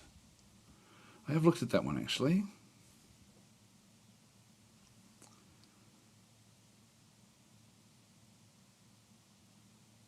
That one possibly would be worth having a look at.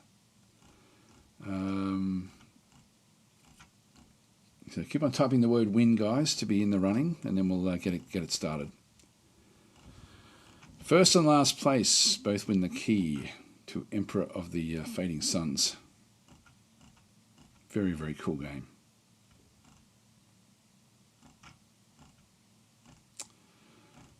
No, not seeing much else there. Might go back and have a look at that Rogue Tactics. It's either the name rings a bell or I've looked at it before.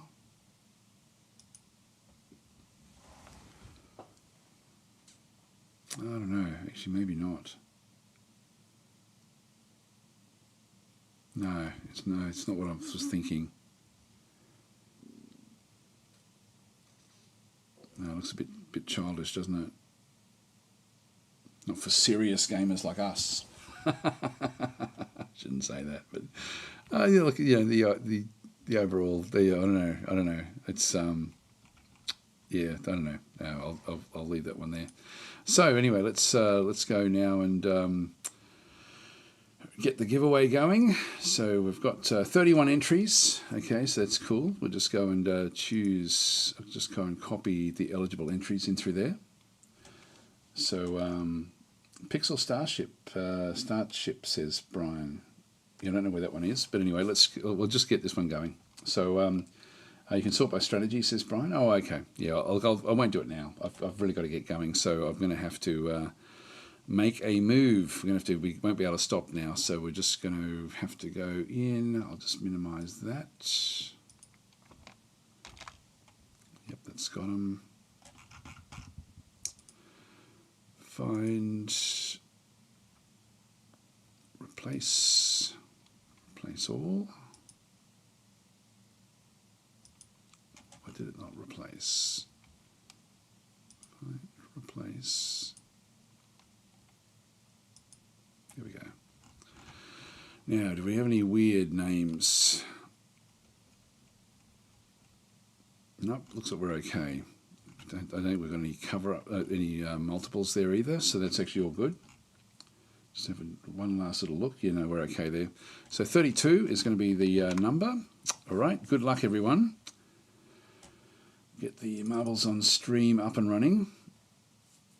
Now, we had problems with it last week, and I forget, I think I've got to set that up for the race as well as for the for everything, so I think we're actually okay. Kat, are you already in there?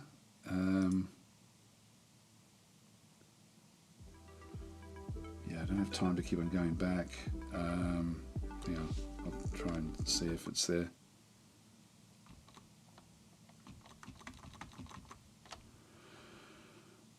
$32. Okay, were you the last one? I'll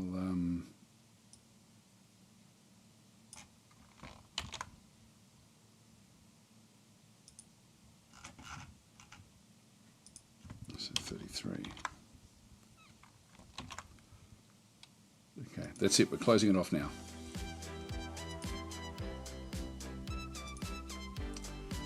Just go to race and get it set up.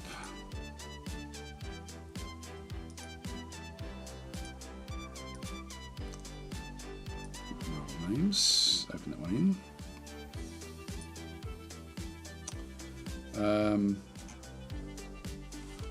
Yeah, so if I go to, I think with race I'm actually, if I go into this one through here, I'll just change that because that seemed to be what we did last time. I'm just going to leave that one at 33. Then we'll go back out, Grand Prix. Going to play 3 maps, bots, 33. Yep, so that's actually remember what we had there for the bots. If I win, I'll donate a key to a loser. Okay, so if Kat is the winner, then we'll end up. She will then give her one back to to one of the others. All right, so that's fine. So we've got 3 maps. We'll go and autofill. That all looks good. Okay, so good luck everyone. We're getting started. So make sure that we've got bots selected and play. Like I was saying, if I make it without falling off, I'll be happy. Is it? Oh, it is. Sorry, Aiden. We've already started. So too late to join. All right, so let's get started. Down they come for the first race.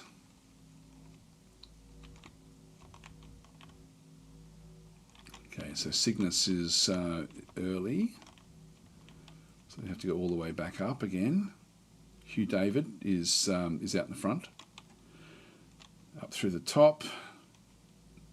Hugh David straight down to the bottom through here, along with Gris, Tony Mutant Squid, Brian Leibel. So Hugh David's still out in front there.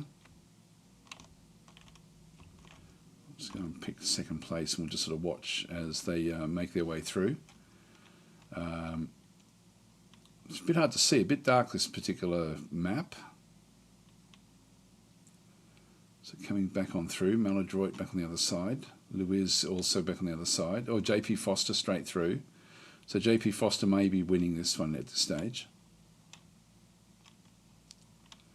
Let's see who gets through first. Oh, there we go. We've got JP Foster out in front. Lewis is gone. Hugh David is gone. Cygnus is gone. A lot of people not making it through there. So Hoop has gone. Das Briefwacht is gone. I'm sorry about butchering your name there. Let's have a look at through. So JP Foster's still a long way out in front here. Will the others fall off? Yes, Kelrash is gone. JP Foster coming through. Sometimes it's not a good thing to be out in front. So Torched. And Bubo has taken the lead. Taking the lead through here, straight through into the into that little area there. And gone. Bubo is out. So JP Foster is still out in front. Actually, Mr. Flegel's math class is now getting in there as well. Now, actually, that Gris is actually that marble without the name was because I ended up choosing it. Gris is actually still is the marble without a name. I will actually try to take that one. Yeah, there we go. So Gris is coming in second. Mr. Flegel's is a fair way up. That looks like the finish line down the bottom there. Yeah, Gris is slowed right down. So we've got Mr. Flegel's, we've got Torch, CB, JP. So who's going to be the first one through? JP looks, no, Torched is. Who's going to be the first one out though? That's going to be the interesting thing. A few more falling off. Gyrox, Maladroit, Guy Bellaby, they're all gone.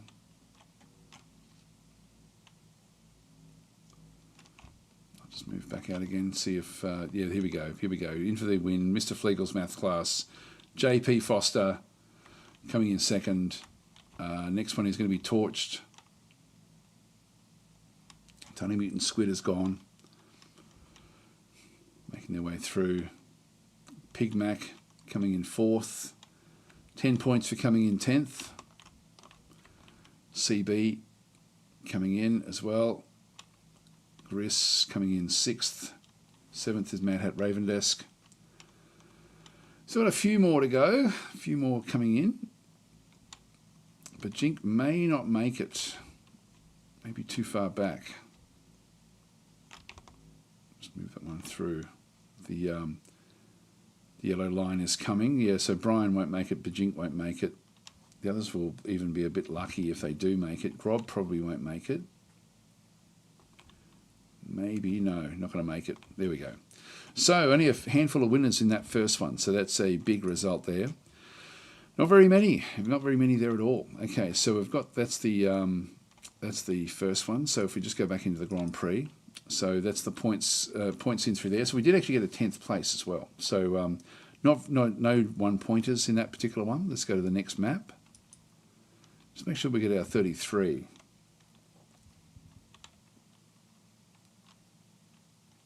I think I've set it up. Yeah, this looks fine. All right, let's get started. Yeah, 33 out of 33. This is good.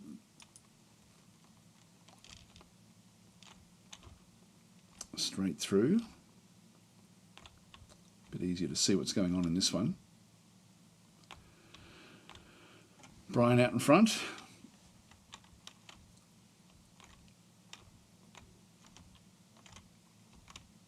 Just pick one of these as they come out of the bottom here. Let's grab the third place. Cheers, Sky Bellaby.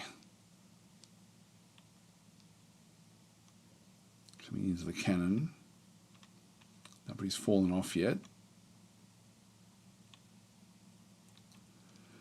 So we've got Brian out in front. Going around to the actual cannon itself.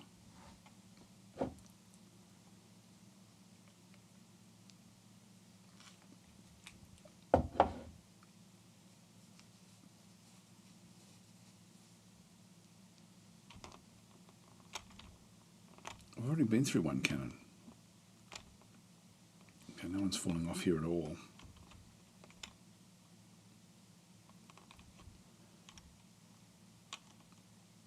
Comes Brian.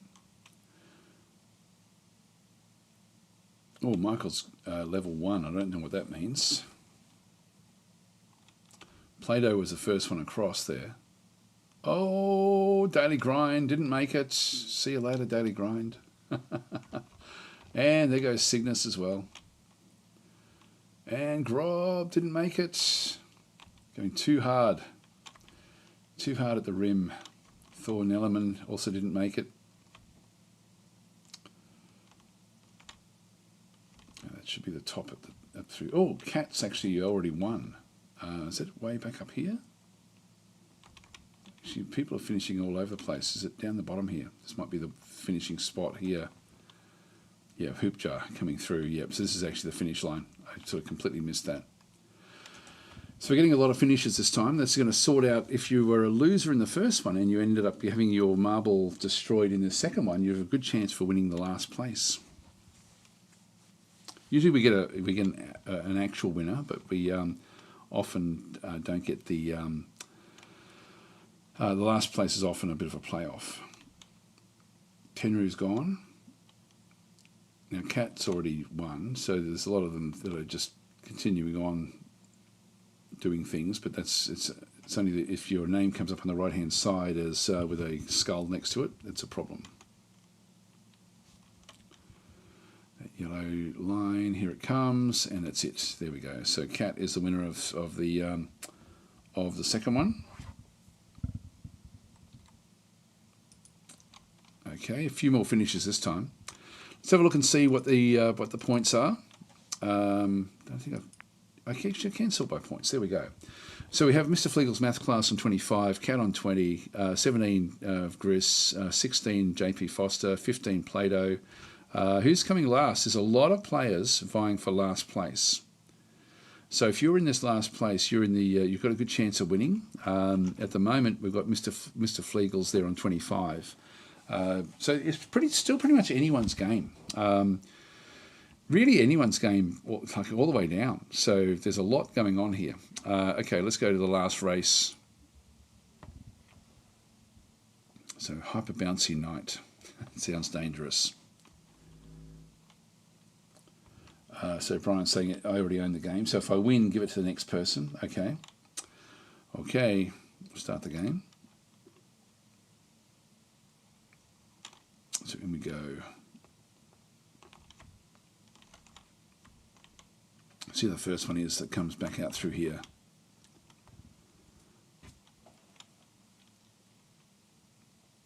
So Chris looks to be in front, along with Play-Doh.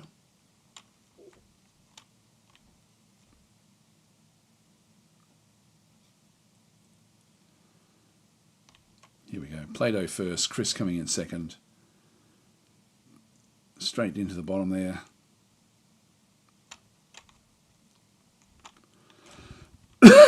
Play-Doh makes it straight through. Guy Bellaby now coming in second. Cygnus coming in third. Chris fourth. Hit the limits in through there, but still doing fairly well. I'll grab Play-Doh's marble and just to see what actually happens in through this other side.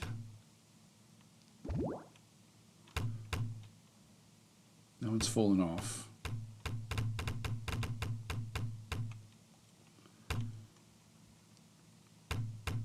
So coming down towards the, so you can see the finish line at the bottom there. Yeah, that looks like it could be dangerous. Oh, straight through, and yep, that's okay. Might just go back up and see if there's if that makes it difficult for anyone. Cygnus in next as well. Oh, everyone's making it. Everyone's making it pretty easily. Is this dangerous down here? I don't think so.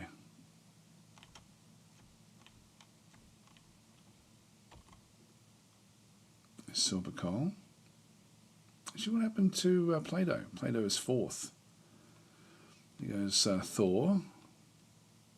So Thor might be the winner here. So straight through this little area. So Thor Nellerman. Now there goes JP Foster. He's out. Now that's a very, very good result. Actually, Gyrox, there's a few of you now failing. It may still be a playoff. This goes Bajink as well. Tenru's way at the back. So if you're coming last place, there may still be a playoff, I think. I thought there may only be one or two of you that ends up failing here. So we're just waiting on the so Kelrash. Thor's already finished. Kelrash now comes in and gets second place. Bubo. Tenru's going to be gobbled up by the yellow, so Tenru won't finish. Lewis may not finish. Guy Bellaby is also, who was the leader early on, is struggling badly. I don't know if these guys will finish in time. Chris may finish, but I don't think the other two will. Comes the yellow.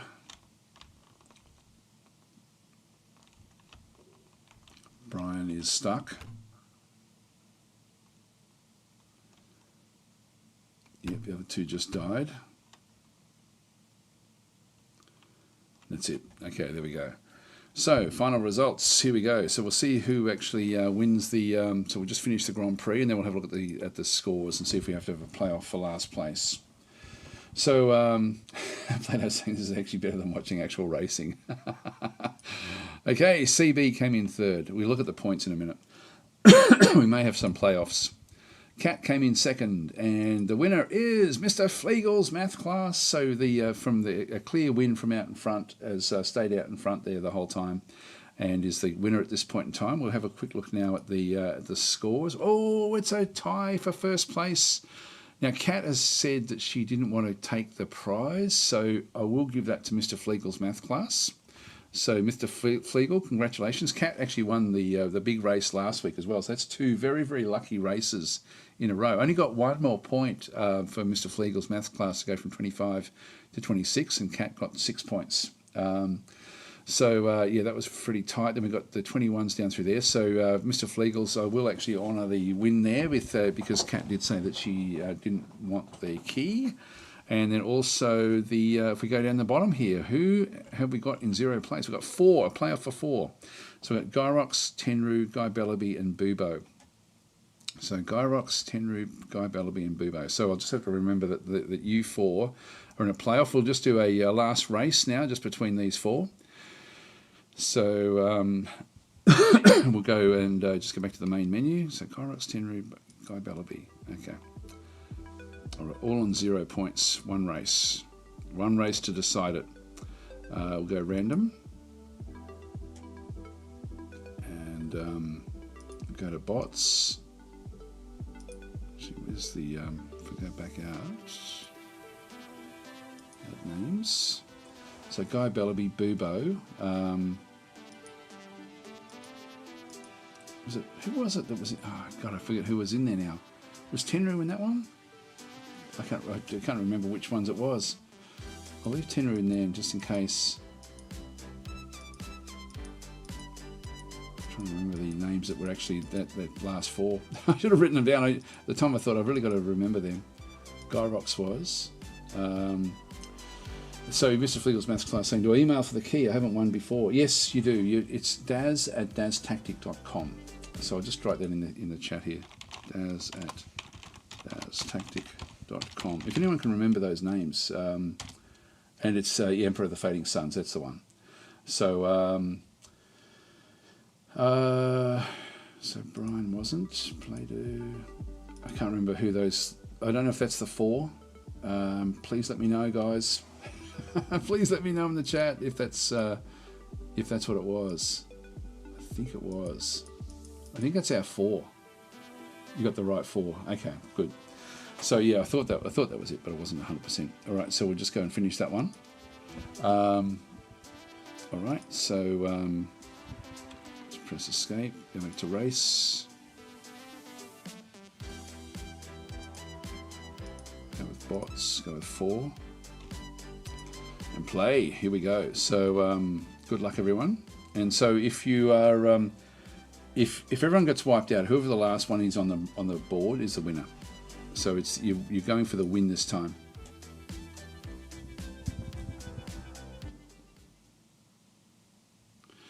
Go Bellaby, Gyrox, Bubo, and Tenru. Okay, here we go. Playoff for last place. For the last key.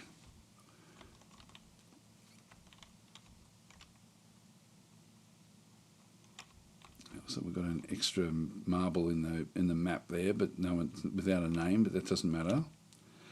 So it's going to be whatever comes up on the right hand side will dictate. Like if everyone gets wiped out, it's the last one on the map that will then sort of tell us who the winner actually is. Tenru's out and in front early. Guy Bellaby, they're all going in one direction. Gyrox and then Bubo. There goes the other marble, which I don't know what that's doing. Tenru has gone straight through. Guy Bellaby's gone the opposite direction this time. Bubo's a long way behind. Still, it could be anyone's game. Who knows?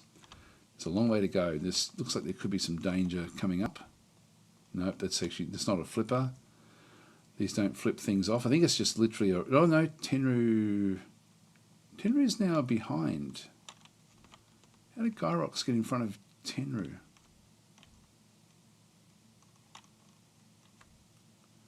They seem to be going backwards, some of them. Guy Bellaby is now down the bottom here. Just wait to see who actually comes through. It's a bit confusing, this angle that I've got.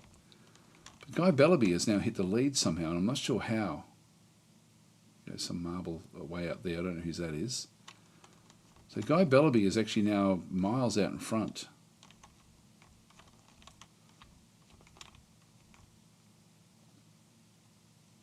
It's been delayed. But the others, here comes Bubo. Bubo's coming in second. They don't hit with enough power. I think it's now a clear run for Guy Bellaby to take the last place and the win. There we go. So congratulations, Guy Bellaby. You are the winner. In fact, I don't know if Guy is in here at this stage, but Guy Bellaby does get the key. So hopefully he will see this before next week, essentially. Otherwise, they go back into the prize pool again. So he won by a long way. I think he must have skipped off the top and then actually ended up hitting the loop. In fact, the others may not make it. All three of these it looks to be a little bit delayed. Here they come. I don't think any of these are going to make it through. Bang, Tenru gone. Gyrox gone now. Bubo is racing the yellow. Possibly will make it. So Bubo will actually make it through. No, he bounced off. Yeah, Boobo didn't make it either. All right, so congratulations, Guy Bellaby, for the win there of the key. So again, if you can email me at daz@daztactic.com, that would be great. So hopefully he will look at the results to see that he is the winner of last place. So we've got Mr. Fleagle's maths class is the number one, and the last place is Guy Bellaby.